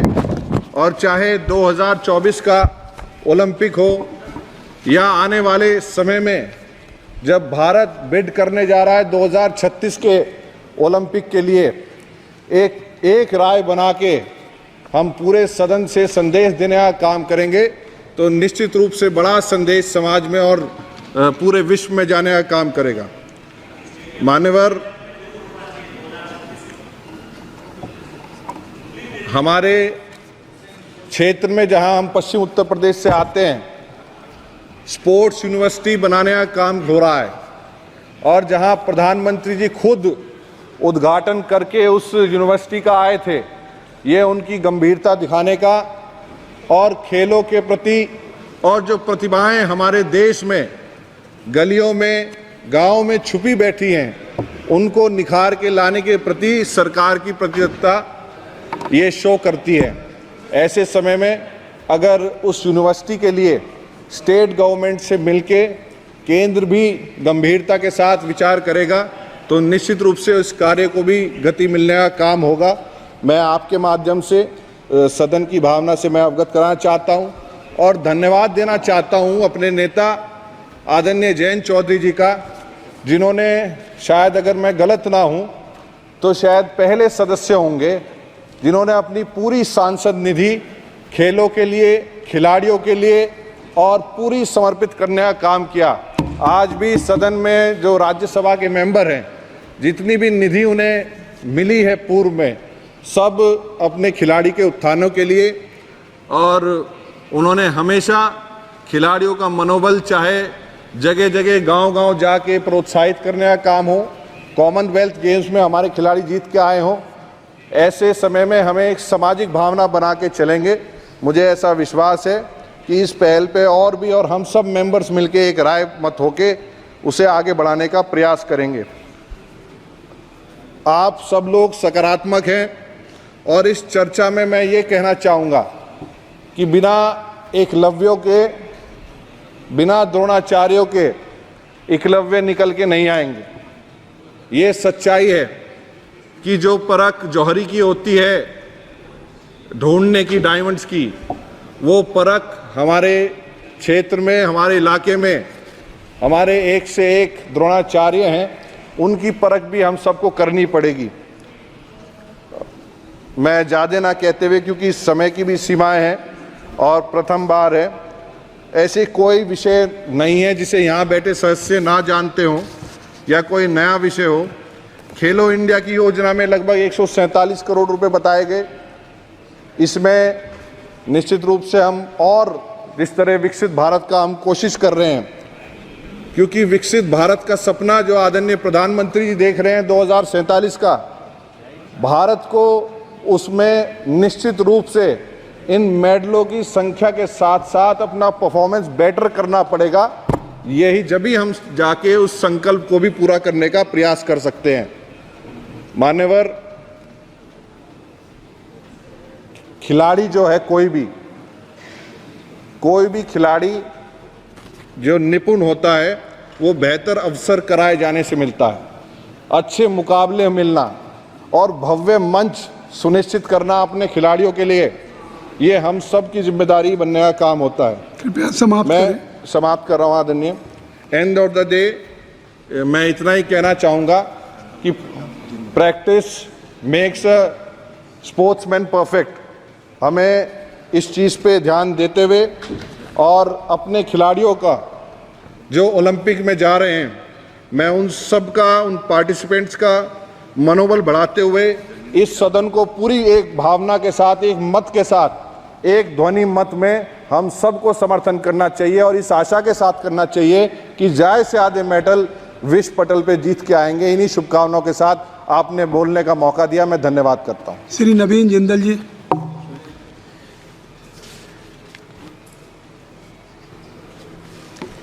माननीय सभापति महोदय, मैं आपका बहुत आभारी हूँ जो आपने इतने महत्वपूर्ण मुद्दे पर मुझे बोलने का मौका दिया।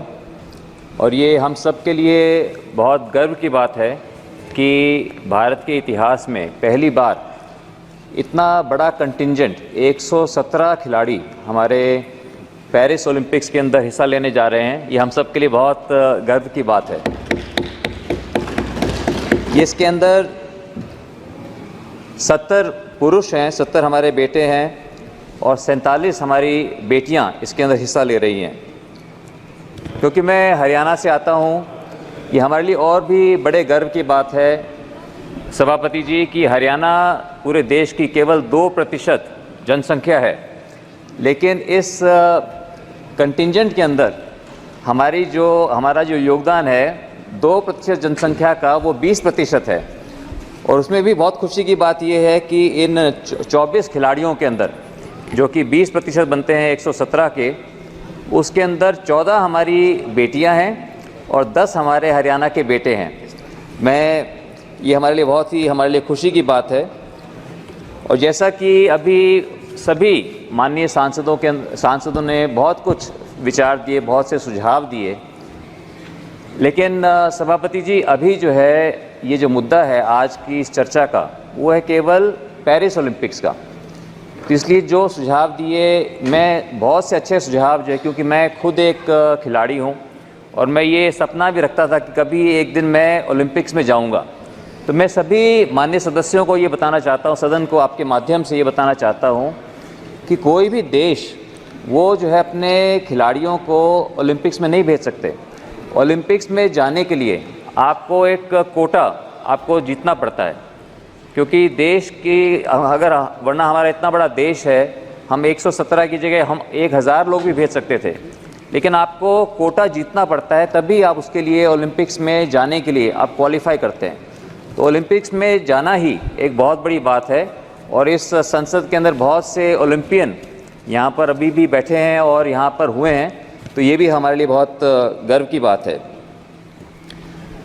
सभापति जी, इस ओलंपिक्स के लिए जो है मैं शुभकामनाएं देना चाहूँगा। मैं आभारी हूँ माननीय मंत्री जी का, जो कि सारा का सारा जो है स्पोर्ट्स मिनिस्ट्री और Indian Olympic association, sports authority of India सब मिलजुल करके काम कर रहे हैं कि किस तरह से हमारे जो खिलाड़ी हैं उनको अच्छी से अच्छी सुविधाएं दी जाएं, उनको अच्छे से अच्छे कोचेज़ उपलब्ध कराए जाएं। इसलिए बहुत से दर्जनों जो है फॉरेन कोचेज़ काम कर रहे हैं, फिजियोथेरेपिस्ट काम कर रहे हैं, साइकोलॉजिस्ट उनकी मदद कर रहे हैं, मैस्योर्स साथ में जा रहे हैं कि किस तरह से हमारे जो खिलाड़ी जो जाएंगे ओलंपिक्स के लिए जा रहे हैं उनको हर तरह की उनको सुविधा उनको मिले, हर तरह की सपोर्ट उनको मिले। माननीय सभापति जी, हमारी जो स्पोर्ट्स मिनिस्ट्री ने एक स्कीम निकाली है टॉप करके, target Olympic podium scheme. Target Olympic podium scheme के अंदर जितने भी हमारे एलीट स्पोर्ट्स पर्सन हैं, उन सबको हर तरह की वो सुविधा दी गई है जो वो चाहते थे। अगर वो बाहर कोचिंग के लिए जाना चाहते थे, बाहर प्रैक्टिस के लिए जाना चाहते थे, और उनको कोई विदेशी कोच की आवश्यकता थी, तो उनको सब कुछ उनको उपलब्ध कराया गया है। और इसी के अंतर्गत स्पोर्ट्स मिनिस्ट्री ने एक मिशन ओलंपिक सेल भी बनाया गया, जो कि डेडिकेटेड बॉडी है, जिसको कि director general sports authority of India उसको हेड करते हैं। और वो भी सभी के एफर्ट्स को कोऑर्डिनेट करके, ताकि हर खिलाड़ी को, जो भी हमारे प्रतिभाशाली खिलाड़ी हैं, उनको हर संभव उनको सपोर्ट दी जाए। और इसके लिए उन्होंने प्राइवेट सेक्टर का भी इसके अंदर बहुत योगदान लिया है। और मैं प्राइवेट सेक्टर में जिन्होंने पब्लिक प्राइवेट पार्टनरशिप के अंतर्गत खेलों को प्रोत्साहित करने के लिए काम किया, उनका भी मैं आभार व्यक्त करना चाहूँगा। इसमें खास करके JSW ग्रुप ने इंस्पायर इंस्टीट्यूट ऑफ स्पोर्ट्स इसमें बनाया है। उसके अंदर 20 खिलाड़ी वो सीधे सीधे उनको सपोर्ट कर रहे हैं, और इसके अलावा 21 शूटर्स को भी वो सपोर्ट कर रहे हैं। उसी की तर्ज के ऊपर ओलंपिक गोल्ड क्वेस्ट, ये भी एक फाउंडेशन है जो कि बजाज फाउंडेशन चला रहा है इसको। मैं उनका भी मैं बहुत आभारी हूँ। इसी तरह से रिलायंस फाउंडेशन, BCCI सभी अपना अपना योगदान कर रहे हैं कि किस तरह से हमारा प्रदर्शन खेलों में अच्छा हो। और माननीय सभापति जी, मैं कहना चाहूँगा कि खेल जो है, इसके अंदर पूरे हमारे देश के अंदर एक खेलों के लिए और बहुत कुछ करने की आवश्यकता है। बहुत से हमारे माननीय सांसदों ने कहा कि क्योंकि कई बार खेलों को जो है हम इतना प्रोत्साहन नहीं देते, और ये भी बात सही है कि खेलों को जो है बच्चों को बहुत कम उम्र से हमें उन्हें प्रोत्साहित करने की आवश्यकता है। और क्योंकि हम कई बार मैं देखता हूँ, चाहे दिल्ली में भी देखता हूँ, पूरे देश में देखता हूँ, हम स्टेडियम्स तो बनाते हैं, लेकिन स्टेडियम्स के अंदर खेलने का सामान नहीं होगा, कोचेस नहीं होंगे, तो लेकिन वो हमें तैयारी करनी पड़ेगी 2036 के लिए, 2032 के लिए, 2028 के लिए। लेकिन अभी मैं समझता हूँ कि 2024 के लिए अच्छी तैयारी, जितने भी पहली बार मैं समझता हूँ कि इतनी अच्छी तैयारी की गई है, और हम आशा करते हैं कि हमारे खिलाड़ियों का प्रदर्शन अच्छा होगा। दूसरा, जब हम इसके बारे में चर्चा करते हैं खेलों के अंदर, तो मैं समझता हूँ कि सभापति जी, खेलों के लिए हम सब की एक सर्वसम्मति होनी चाहिए। इसके ऊपर हम सब मिलजुल करके हम देश का गौरव बढ़ाने का काम करें।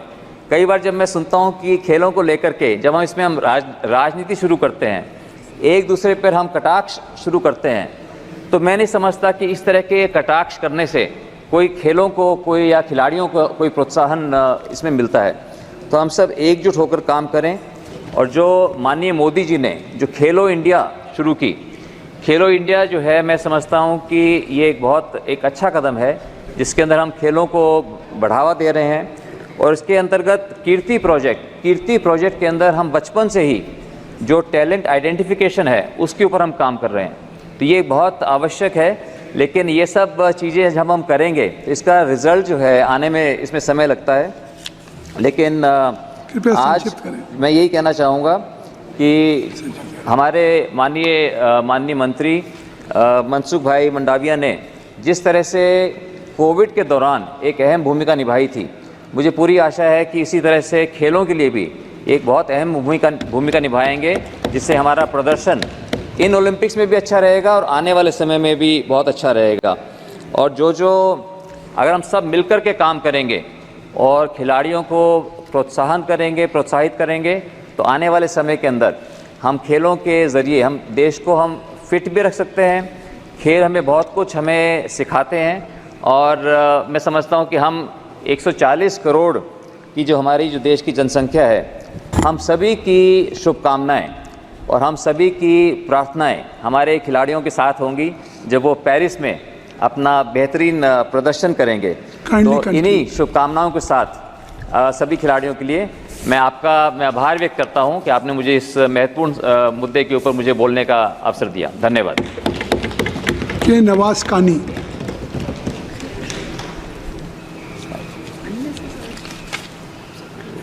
तो महाराज किसी बात छुड़ गया, फिर क्या बोलता। நன்றி மாண்பு மக்களவைத் தலைவர் அவர்களே, உலக விளையாட்டு திருவிழாவான ஒலிம்பிக் தொடரிலே இந்திய வீரர்கள் வீராங்கனையின் வெற்றிக்கான ஆயத்த பணிகள் குறித்து விதி 193 விவாதிக்கக்கூடிய விவாதத்திலே பங்கு பெற வாய்ப்பளித்தமைக்காக நன்றி தெரிவித்துக் கொள்கின்றேன். உலகிலே அதிக மக்கள் தொகை கொண்ட நாடுகளிலே ஒன்று இந்தியா. அனைத்து துறைகளிலும் திறமை வாய்ந்த மனித வளத்தை கொண்ட நாடு இந்தியா. ஆனால் இந்திய மக்கள் தொகை விகிதாச்சாரத்திற்கும் இந்தியா ஒலிம்பிக் போன்ற போட்டிகளிலே பெறக்கூடிய பதக்கங்களுடைய விகிதாச்சாரத்திற்கு மிகப்பெரிய வித்தியாசம் இருக்கிறது. அதிக தங்கப்பதக்கங்களை அள்ளித்தந்த ஒரு விளையாட்டு என்றால் அது இந்திய தேசிய விளையாட்டு ஹாக்கி. இதுவரை 8 தங்கப்பதக்கங்களை இந்தியாவிற்கு ஒலிம்பிக்கிலே பெற்றுத்தந்த விளையாட்டு ஹாக்கி. ஆனால் கடந்த 40 ஆண்டுகளுக்கு மேலாக ஒரு தங்கப்பதக்கம் கூட ஹாக்கியிலே நம்முடைய அணி வெற்றி பெற முடியவில்லை. அதற்கான காரணம் என்ன என்பதை இந்த அரசு ஆராய்ந்ததா? 2023ஆம் ஆண்டில் ஆசிய தடகள சாம்பியன்ஷிப் தொடரில் குண்டு எறிதலில் 18.06 மீட்டர் பதிவு செய்து தங்கப்பதக்கம் வென்று உலக தரவரிசையில் 21வது இடம் பெற்ற தடகள வீராங்கனை ஆபா கதுலா பெயர் ஒலிம்பிக் தொடரிலே இந்திய அணியிலே இடம்பெறவில்லை. எந்த அடிப்படையிலே இந்திய அணி ஒலிம்பிக் தொடருக்கு தேர்வு செய்யப்படுகிறது, அந்த வீரர்கள் எப்படி தேர்வு செய்யப்படுகிறார்கள் என்பது குறித்து இந்த அரசு விளக்கிட வேண்டும். ஒரு வெளிப்படைத்தன்மை அந்த தேர்விலே இல்லை. திறமையானவர்கள் பாரபட்சமின்றி தேர்வு செய்யப்பட்டு ஒலிம்பிக் தொடருக்கு அனுப்பி வைப்பதை உறுதி செய்ய வேண்டும். எதிர்வரும் ஒலிம்பிக் தொடரில் இந்தியாவின் வெற்றியை அதிகரிக்க வேண்டும், பதக்கங்களுடைய எண்ணிக்கையை அதிகரிக்க வேண்டும், நாட்டிற்கு பெருமையை நிலைநாட்ட வேண்டும் என்ற எண்ணத்திலே ஆக்கப்பூர்வமான விவாதங்களை மேற்கொள்வது உள்ளபடியே பாராட்டத்தக்கது. ஆனால் அதே சமயம் கடந்த காலங்களிலே ஒலிம்பிக் போன்ற உலகளாவிய விளையாட்டுகளிலே பதக்கம் வென்ற வீரர்களையும் வீராங்கனைகளையும் இந்த அரசு எப்படி கையாண்டது என்பதையும் இந்த நேரத்திலே பதிவு செய்வதற்கு கடமைப்பட்டிருக்கின்றேன். ஒலிம்பிக்கில் பதக்கங்களை வென்ற மல்யுத்த வீராங்கனைகளை இந்திய மல்யுத்த கூட்டமைப்பினுடைய தலைவராக இருந்த பிரஜ்பூஷன் சிங் மீது பாலியல் குற்றச்சாட்டை முன்வைத்து நடத்திய போராட்டங்களை இந்த அரசு எப்படி கையாண்டது? அவர் மீது இந்த அரசு எத்தகைய நடவடிக்கை போராடிய வீரர்களையும் வீராங்களையும் ஒன்றிய அரசின் கட்டுப்பாட்டில் உள்ள காவல்துறை you should not mention any name who is not the member of this house. I think so. You should not mention his name. போராடிய வீரர்களையும் வீராங்களையும் இந்த ஒன்றிய அரசின் கட்டுப்பாட்டில் இருக்கக்கூடிய காவல்துறை எப்படி கையாண்டது என்பதையும் இந்த நேரத்தில் நினைவுபடுத்த கடமைப்பட்டிருக்கின்றேன். மல்யுத்த வீரர்கள் நடத்தப்பட்ட விதத்தையும் சர்வதேச ஒலிம்பிக் கமிட்டி கண்டித்ததையும் அவர்கள் புகார்கள் மீது பாரபட்சமற்ற விசாரணைக்கு அழைப்பு விடுத்ததையும் இந்த நேரத்தில் நினைவுபடுத்துகிறேன். ஒரு பெரும் துரதிர்ஷ்டம் என்னவென்றால் குறிப்பிட்ட ஒரு சில விளையாட்டுகள், கிரிக்கெட் போன்ற விளையாட்டுகளை தவிர மற்ற விளையாட்டுகள் அனைத்துமே ஒரு பொருட்டாக பார்க்கப்படாத நிலை இப்போது இருக்கின்றது. பல்வேறு சர்வதேச விளையாட்டுகளில் சர்வதேச அளவிலே பதக்கங்களை பெற்றுக்கொண்ட நம்முடைய வீரர்கள் விமான நிலையத்திலே கூட வரவேற்க ஆளாத நிலையிலே திரும்பிய நிகழ்வுகள் எல்லாம் கடந்த காலங்களிலே நடந்தேறின. இன்னும் சொல்வதென்றால் பெரும் திறமை கொண்ட விளையாட்டு வீரர்கள் எல்லாம் இன்னும் அடையாளம் காணப்படாமலே விடப்பட்டிருக்கின்ற என்ற உண்மையும் நாம் ஒப்புக்கொள்ள வேண்டும். குறிப்பாக கிராமப்புற விளையாட்டு வீரர்கள், பின்தங்கிய மாவட்டங்களை சேர்ந்த விளையாட்டு வீரர்கள் எல்லாம் இன்னும் அடையாளம் காட்டப்படாமலே இருப்பது உள்ளபடியே பெரும் துரதிர்ஷ்டம். அவர்களை கண்டறிந்து உலகரங்கில் கொண்டு செல்ல வேண்டிய பொறுப்பும் அரசுக்கு இருக்கின்றது. அவர்கள் பெரும் பதக்கங்களின் மூலம் அவர்களுக்கு மட்டும் பெருமை அல்ல, இந்த தேசத்திற்கும் பெருமை சேர்வது. எனவே அவர்களை வளர்த்தற்கு முயற்சியிலே இந்த அரசு பங்கு கொள்ள வேண்டும் என்று கேட்டுக்கொள்கிறேன். நன்றி.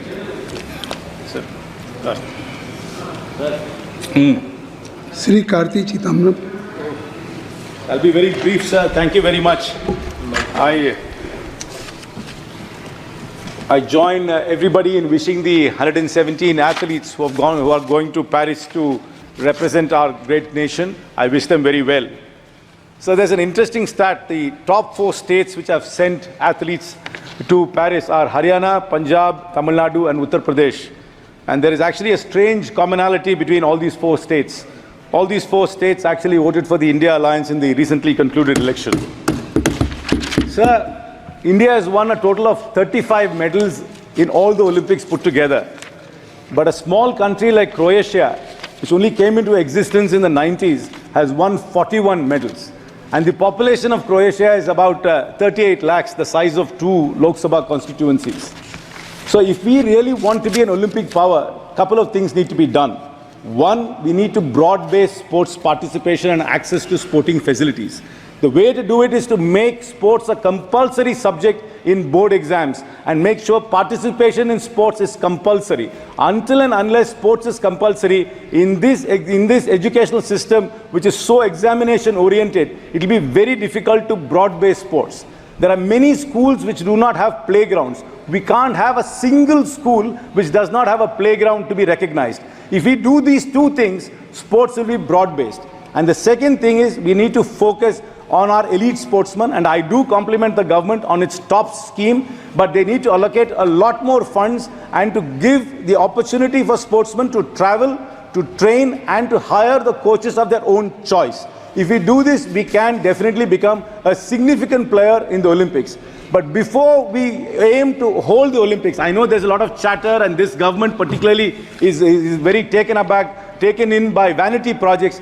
Please don't host the Olympics. I know this is contrarian to what I say. The two countries are similar to us, Greece and Brazil, which conducted the Olympics, faced severe hardships after conducting the Olympics. The Olympics is a great drain. It is better to put the money into development of athletes and not get into ego projects. Sir, I finally conclude. May the spirit of the Olympics, faster, higher, stronger, together prevail. And I wish the 117 athletes all the very best. I yield to Shafi sir for 1 minute. Sir, 1 minute. Just Shri N.K. Premchandran ji. N.K. Premchandran ji.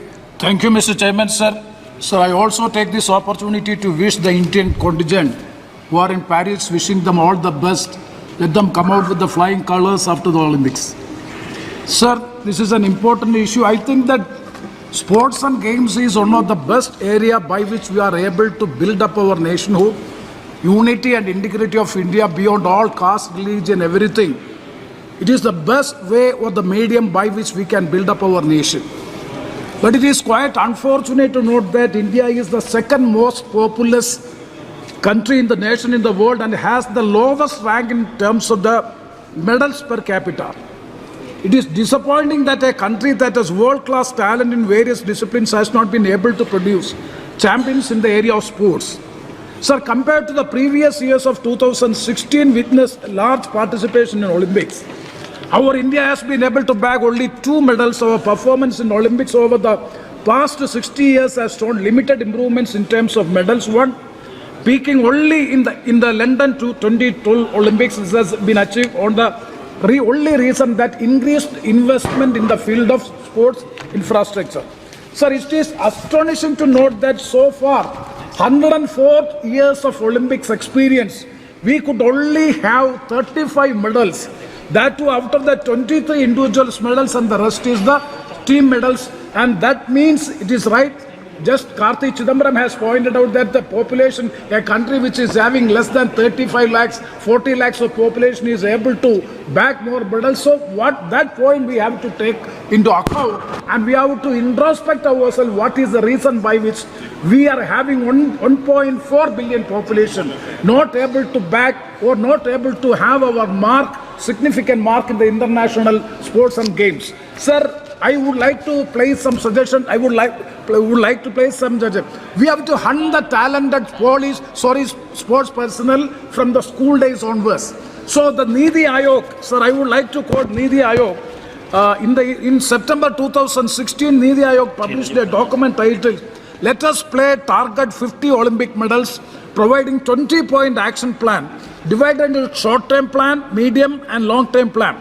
Sir, now we are expecting that, or the Nidhi Aayog expectation is that 50 medals will be backed by our team. And this is the long-term plan, mid-term plan and the long-term plan. See what preparedness the government has done for this purpose, the government has to explain in the answer. So my suggestions to the government is number 1. Sir, the number 1 is you have to hunt the talented sports personnel from the school days and coaching of international standard. Sports infrastructure, I have a suggestion that in each and every parliamentary constituency, a full-fledged stadium has to be constructed and for which all facilities has to be provided. And the privileges, benefits should be given to the sports personnel, and their job employment opportunity should be provided. And the last point which I would like to make is depoliticize the sports. Sir, who is administering the sports in our country? India's sports administration is dominated by politicians and bureaucrats who have hegemony to look at leaving sportsmen's interest to take a secondary place. The latest confederation in Wrestling Federation is a typical example for this. So depoliticize the sports. Let us have the sportsman spirit in a true spirit, so that we can have a long-term plan to achieve in the field of international arena. With these words, I conclude. Thank you very much, sir. Chandrashekhar को बुला दें 2 minute के लिए sir. किसको? Chandrashekhar. Shri Chandrashekhar 2 minute. 2 minute.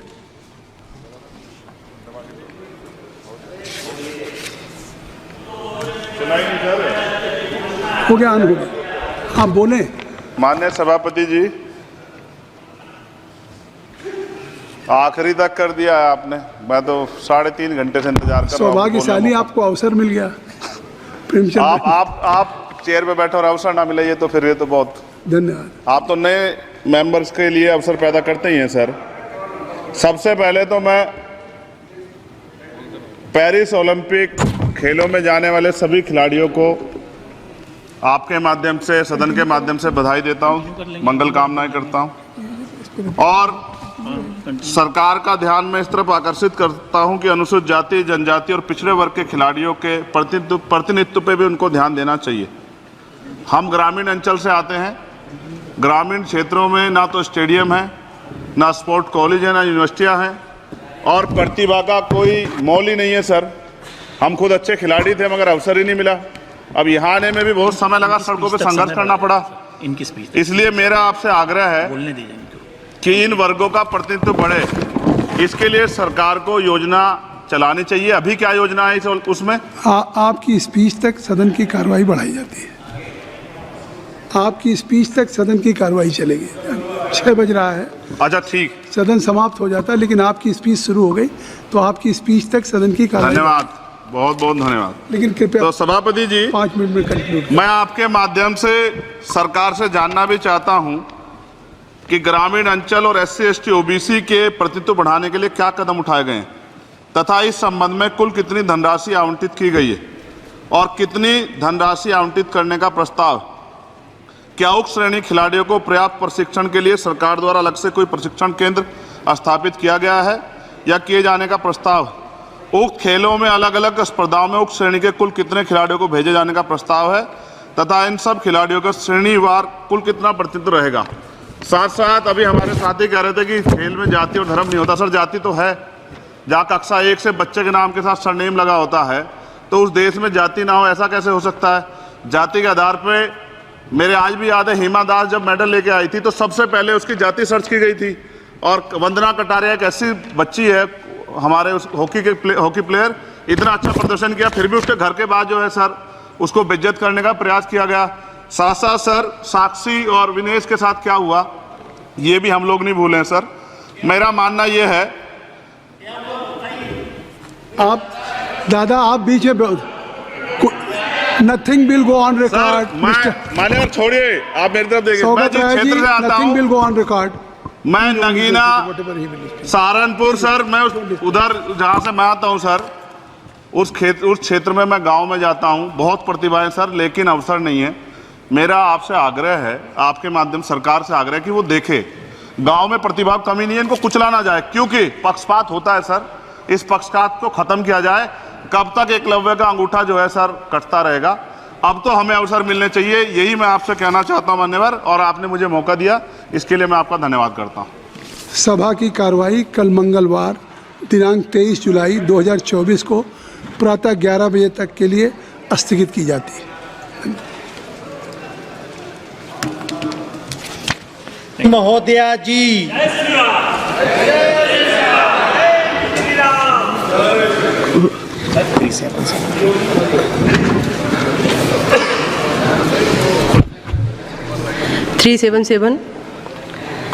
माननीय सदन सदस्य doctor Hemant Vishnu Savara जी।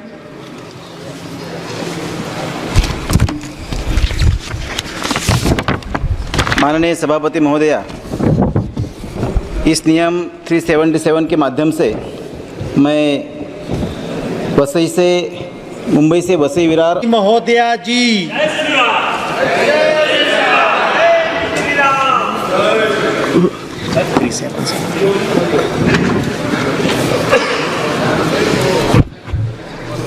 377 माननीय सदस्य doctor Hemant Vishnu Savara ji.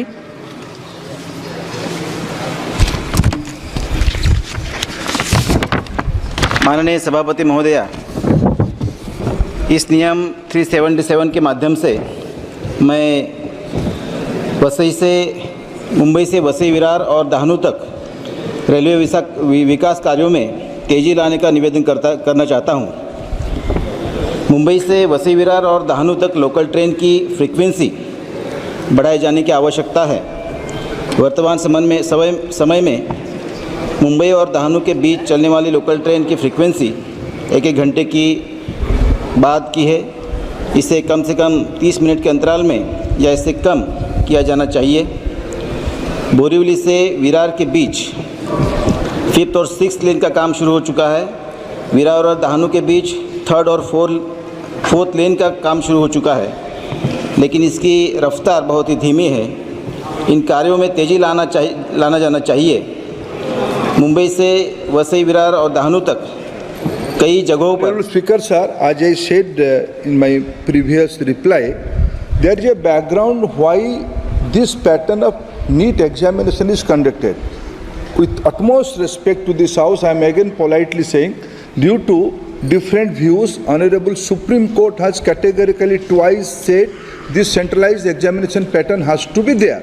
Regarding some anomalies, very government has nothing to hide. We have put all the facts in front of Supreme Court. Very right now, Supreme Court is hearing that case. It will be proper to just wait and watch what Supreme Court is giving instruction, and this House is open to any kind of discussion. Akhilesh Yadav ji, 1 minute में सबका जवाब दूंगा आज। चलो बैठो। अध्यक्ष महोदय, मैं आपका धन्यवाद देना चाहता हूं। देश के बहुत महत्वपूर्ण सवाल पर आपने मुझे पूछने का समय दिया है। अध्यक्ष महोदय, ये सरकार किसी और का रिकॉर्ड बनाए न बनाए, लेकिन पेपर लीक का रिकॉर्ड जरूर ये सरकार बनाएगी। अध्यक्ष महोदय, मुझे इसके बैकग्राउंड में नहीं जाना है कि पूछें। अध्यक्ष महोदय, मुझे बैकग्राउंड में नहीं जाना है कि कब कैसे किस संस्था को बनाया गया है। पूरे देश के छात्र इस पे आंदोलित थे। लगातार अखबार और सीबीआई की जांच के बाद चीज़ें सामने आ रही हैं, लोग पकड़े जा रहे हैं, जेल भेजे जा रहे हैं। मैं अध्यक्ष महोदय आपके माध्यम से पूछना चाहता हूं मंत्री जी से, क्या सेंटर वाइज जिन बच्चों को सबसे ज़्यादा नंबर मिले हैं, क्या उसकी सूची जारी करेंगे? 30,000 सीटें जहाँ हैं, कई सेंटर अध्यक्ष महोदय ऐसे हैं जहाँ 2,000-2,500 बच्चे पास हो गए हैं। सरकारी सीटें 30,000 हैं, कई सेंटर में 2,000 से ज़्यादा पास हो गए। कई प्रदेश के ऐसी जगह है जहाँ पर कुछ सेंटर से 600 से 650 से ज़्यादा सबसे ज़्यादा नंबर हैं। और अगर वो संस्था इतनी क्रेडिबल थी तो अध्यक्ष महोदय जिन सेंटर्स पे ये परीक्षा हुई उन सेंटर्स का इंफ्रास्ट्रक्चर क्या था? क्या मंत्री जी ने जानकारी की थी इस बात की? अध्यक्ष महोदय, मेरे आपके माध्यम से एक ही निवेदन है कि बिना ये मंत्री जी रहेंगे तो न्याय नहीं मिलेगा बच्चों को। अध्यक्ष महोदय, आदरणीय अखिलेश जी की प्रश्न का मैं विनम्रता से उत्तर देना चाहूँगा कि अभी सुप्रीम कोर्ट में जो चल रहा है केस, सुप्रीम कोर्ट ने ऑर्डर दिया पूरा विद्यार्थियों की सूची को वेबसाइट में उपलब्ध करा दो। सर, पिछले 3 दिन से देश भर की सारे विद्यार्थियों की लिस्ट पब्लिक डोमेन में उपलब्ध है। ये सारा चीज़ खुले पे है और कई प्रकार की तर्क आ चुका है। सर, मैं एक अभी उसमें केरल के विद्यार्थी भी अच्छे किए हैं। क्या हम ये कहेंगे भी वहाँ भी कुछ गड़बड़ी हुई थी? ऐसे आरोप करना, मैं देश की ग्रामीण इलाका, देश की एसटी इस बार सबसे अच्छा परफॉर्मेंस करने वाले देश की एसटी ग्रामीण बैकग्राउंड आर्थिक पिछड़े लोगों की है। क्या हम उनकी मेधा को हम चुनौती देते हैं? और बाकी रहा क्वेश्चन पेपर लीक की, सर मैं शुरू से मेरा एक स्टैंड रहा राजनीति नहीं करना, लेकिन अखिलेश जी जब वहाँ दायित्व में थे उस सुबह की सर सारे सूची है कितने बार उत्तर प्रदेश में क्वेश्चन पेपर लीक हुए हैं। माननीय एक मिनट प्लीज, एक मिनट एक मिनट। राहुल गांधी जी, आप प्रश्न पूछना चाहते हैं?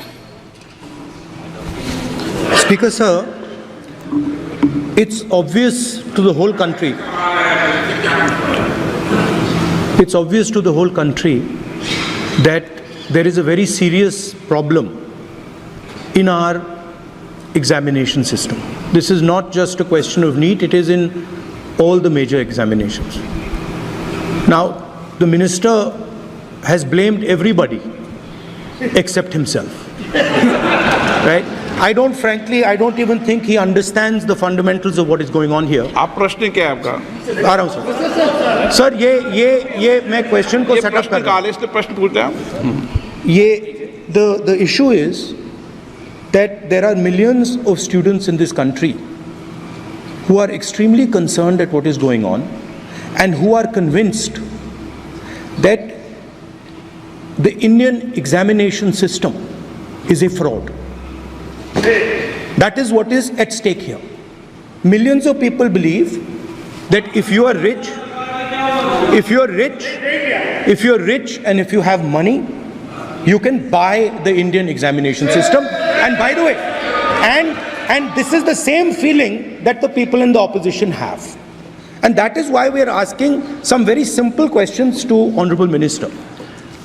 Number one, as this is a systemic issue, what exactly are you doing to fix this issue at a systemic level? Yes. That's the first question. Okay, question में चल रहा है अभी। प्लीज। अब मैं मंत्री जी, मैं एक बार बोल दूं इस बात पे? चलो मंत्री जी, आप शॉर्ट में जवाब दो, फिर मैं बोल ही देता हूं। आज आप शॉर्ट में जवाब देना प्लीज। अध्यक्ष महोदय, मेरे जो शिक्षा है, मेरे जो संस्कार है, मेरे जो सामाजिक जीवन है, मेरे को मेरे राज्य की, मेरे सूबे की जनता की स्वीकृति मिली है। मैं किसी की, मेरे बौद्धिक और मेरे संस्कार की सर्टिफिकेट मेरे को सारी सदन में किसी से नहीं चाहिए। देश की प्रजातंत्र में चुन के मेरे नेता प्रधानमंत्री मोदी जी को प्रधानमंत्री की भूमिका दिया है।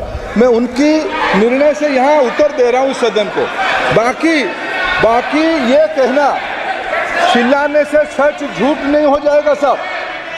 ये जो कहा गया, देश की अभी की एग्जामिनेशन सिस्टम रबिश है सर, इससे दुर्भाग्यजनक बयान देश की नेता प्रतिपक्ष का कुछ नहीं हो सकता है सर। मैं कठोर शब्द से इसको निंदा करता हूँ। बाकी रहा, मैं सर आपके सामने, आपके माध्यम से देश के सामने सर एक तथ्य रखता हूँ सर। जिन्होंने रिमोट से सरकारें चलाई है, 2010 में 3 बिल आया था सर शिक्षा सुधार के लिए। उन्हीं की पार्टी के नेता आदरणीय कपिल सिब्बल साहब 3 बिल लाए थे। उसमें से एक बिल था एजुकेशन, उसमें एक बिल था prohibition of unfair practice bill 2010, जिसके उद्देश्य एजुकेशन इंस्टीट्यूशन में माल प्रैक्टिस को बंद करना। सर मेरे सरकार की हिम्मत है, अभी हमने पब्लिक एग्जामिनेशन की रेगुलरिटीज में बिल लाए, कानून बनाए। क्या मजबूरी था कांग्रेस पार्टी की, क्या मजबूरी था नेता प्रतिपक्ष की? उन्होंने उस बिल को उल्टा किया, किसके दबाव में उल्टा किया? क्या निजी मेडिकल कॉलेज की दबाव में, उनकी घूसखोरी की दबाव में उन्होंने उस बिल को उल्टा किया था? सच सुनने की सामने नहीं है। ये मैं किसी की विद्वता पे प्रश्न नहीं उठाता हूं, लेकिन सच 2010 में शिक्षा सुधार की बिल उन्हीं की सरकार ने लाया था, दबाव में उन्होंने उल्टा किया। ये हमको प्रश्न पूछते हैं। एक मिनट प्लीज, मैं सबको मौका दिया, सबको मौका दूंगा। एक मिनट माननीय सदस्य, प्लीज 1 मिनट बैठिए। प्लीज बैठिए, आप पहली बार। हाँ 1 मिनट। रिकॉर्ड में नहीं जा रहा। कल्याण जी प्लीज, कल्याण जी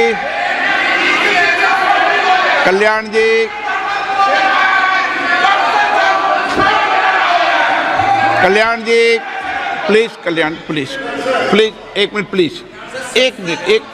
एक मिनट सबको मौका दूंगा, 1 मिनट प्लीज, 1 मिनट। माननीय सदस्यगण, विषय महत्वपूर्ण था, मैंने सबको अलाउ किया, लेकिन एक बार इस सदन के अंदर ये सार्थक चर्चा होनी चाहिए, क्योंकि प्रश्न ये था कि परीक्षाओं के विषय के अंदर, और आप सबको पता है देश में अलग अलग राज्यों के अंदर भी अलग अलग दलों की सरकार रही, और उन अलग दलों की सरकार में आपकी भी सरकार रही, अन्य दलों की सरकार रही, वहाँ भी कई बार प्रश्न लीक हुए, प्रश्न पत्र लीक हुए और परीक्षाओं पर प्रश्न उठे। मेरे सवाल, 1 मिनट मैं बता रहा हूँ जिसको, आप पूरी बात सुनिए मेरी। मेरा कहना ये है कि हम और उन 1 मिनट प्लीज बैठिए, प्लीज बैठिए, 1 मिनट नीट नहीं सारी।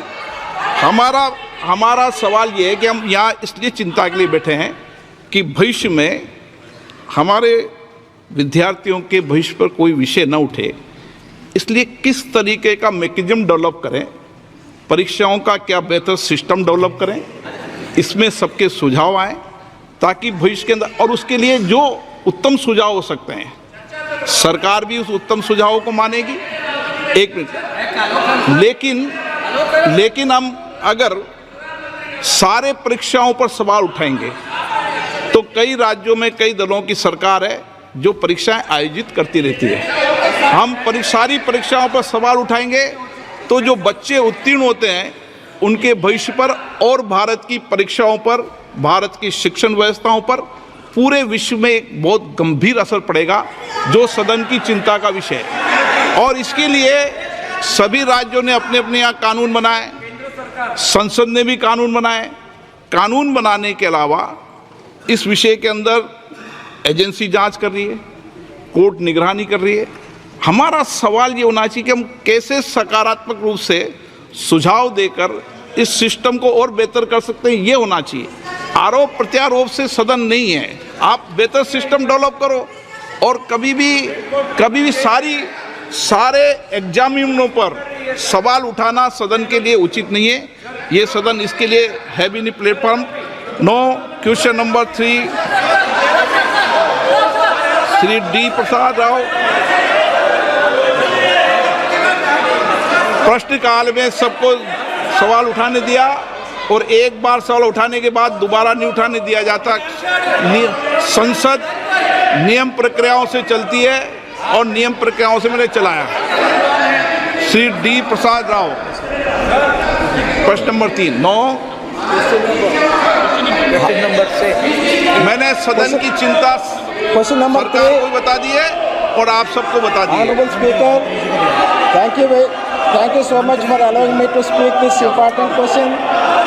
I am Prasad Rao from Chittoor constituency, Andhra Pradesh. Our beloved Honorable CM Chandrababu Naidu Garu has requested substantial financial support from the center to help reconstruct and rebuild the Andhra Pradesh.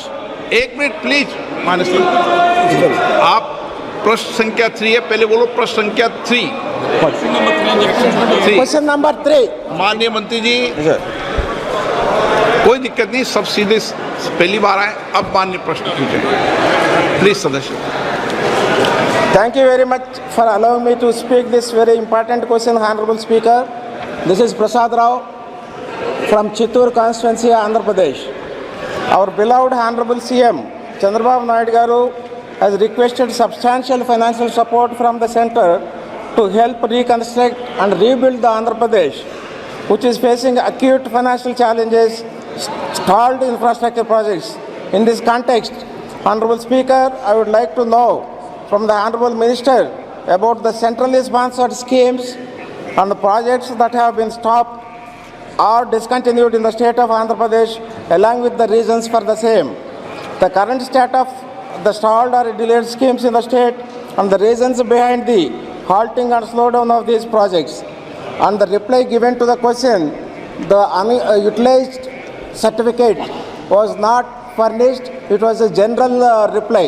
I request Honorable Speaker to furnish the utilization certificate for the funds allotted to the Andhra Pradesh for the last 5 years. Thank you very much. माननीय मंत्री जी। अध्यक्ष महोदय, माननीय सदस्य ने जो ये बताया है कि माननीय मुख्यमंत्री जी आए थे, मैं उनको बताना चाहता हूं कि इस आशय का पत्र माननीय मुख्यमंत्री जी ने भारत सरकार को प्रस्तुत किया है और भारत सरकार की इस प्रकार के सभी अनुरोधों का परीक्षण कराने के बाद ही नियमानुसार कार्रवाई करती है तथा आंध्र प्रदेश के भी अनुरोध का भी इसी प्रकार से समुचित परीक्षण करके परीक्षण किया जाएगा।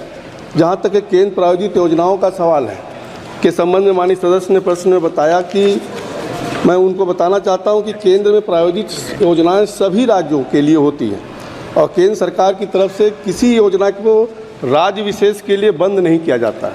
केंद्र सरकार का केवल आग्रह मात्र यही होता है कि संबंधित योजनाओं को दिशा निर्देश के अनुपालन के तहत कार्य किया जाए। सप्लीमेंट्री, माननीय honourable member supplementary.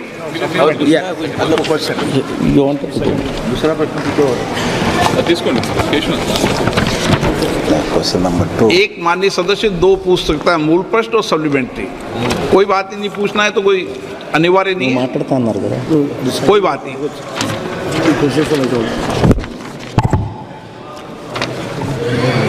So, respected sir, despite the release of 62,500 crores by the central government, there have been cases of corruption and diversion of practices of these funds by the previous state government and Andhra Pradesh. As a result, the centrally sponsored schemes implemented over the past 5 years have not been reached the people of the state. This is highlighted in the white papers released by our Honorable Chief Minister Sri Chandrababu Naidu Garu, especially in the ones related to Polavaram irrigation project and the development of our capital Amaravati. In the light of this, I would like to ask the Honorable Minister, have there been any reported issues of fund diversion or misallocation of related to these funds in the state of Andhra Pradesh in the past 5 years? The second one is, if such issues have been reported, the detailed information on these instances and the measures taken to address them may be furnished. Thank you. माननीय मंत्री जी। माननीय अध्यक्ष जी, मैंने पहले भी बताया कि केंद्र प्रायोजित योजनाओं का कहीं ना कहीं केवल भारत सरकार का होता है कि जो दिशा निर्देश उसके अनुसार पालन किया जाए। जहाँ तक पोलोवरम और उसके विषय में, राजधानी के विषय में बात किया है माननीय सदस्य जी ने कि आंध्र प्रदेश राज्य पुनर्गठन अधिनियम 2014 के माध्यम से जो आंध्र प्रदेश की आर्थिक सहायता के लिए मात्र बना था, उसके लिए भारत सरकार ने अब तक जो रिसोर्स गैप के मध्य में 1678.76 करोड़ रुपए जो राय waste Bengal Shri Shatrughan Prasad Sinha.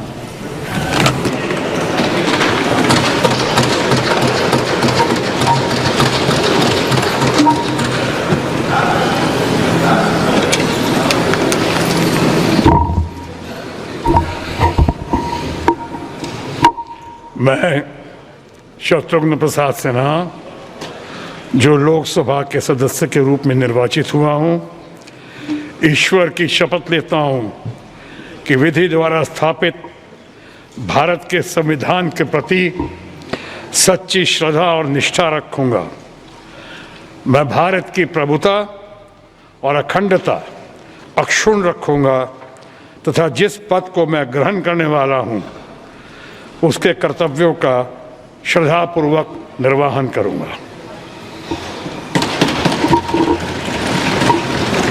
Thank you.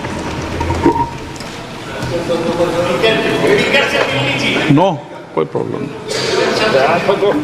इशारा कर रहा था। Hello sir. नमस्कार। Thank you sir.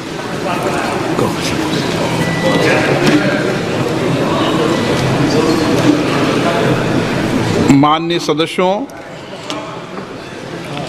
मुझे सदन को वियतनाम की कम्युनिस्ट पार्टी की केंद्रीय समिति के माननीय महासचिव श्री गुयेन फू ट्रोंग के दुखद निधन के बारे में सूचित करना है। श्री ट्रोंग का 80 वर्ष की आयु में हनोई में दिनांक 19 जुलाई 2024 को निधन हो गया। महासचिव श्री गुयेन फू ट्रोंग पिछले 13 वर्षों से इस पद पर आसीन सबसे वरिष्ठ वियतनामी राजनीतिज्ञ थे और वियतनाम में उनका व्यापक सम्मान किया जाता था। इससे पहले उन्होंने वियतनाम के समाजवादी गणराज्य की नेशनल असेंबली के अध्यक्ष और देश में कई वरिष्ठ राजनीतिक पदों पर कार्य किया। महासचिव श्री गुयेन फू टोंग ने दशकों से वियतनाम की प्रगति और विकास में केंद्रीय भूमिका निभाई। उन्होंने भारत वियतनाम मित्रता और दोनों देशों के बीच व्यापक रणनीति साझेदारी में योगदान भी दिया। वह 2013 में राजकीय यात्रा पर भारत आए थे और मुझे अप्रैल 2022 में वियतनाम में एक भारतीय संसदीय प्रतिमंडल का नेतृत्व करते समय उनसे मिलने का सौभाग्य प्राप्त हुआ था। ये सदन दुख की इस घड़ी में वियतनाम के लोगों के साथ अपनी एकजुटता व्यक्त करता है और महामहिम श्री गुयेन फू टोंग के निधन पर वियतनाम की सरकार, समाजवादी गणराज्य के नेतृत्व तथा वहाँ की मित्र जनता के प्रति गहरी संवेदना व्यक्त करता है।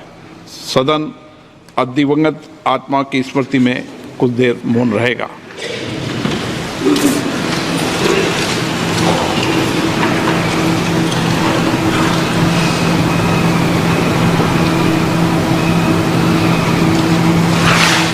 ओम शांति।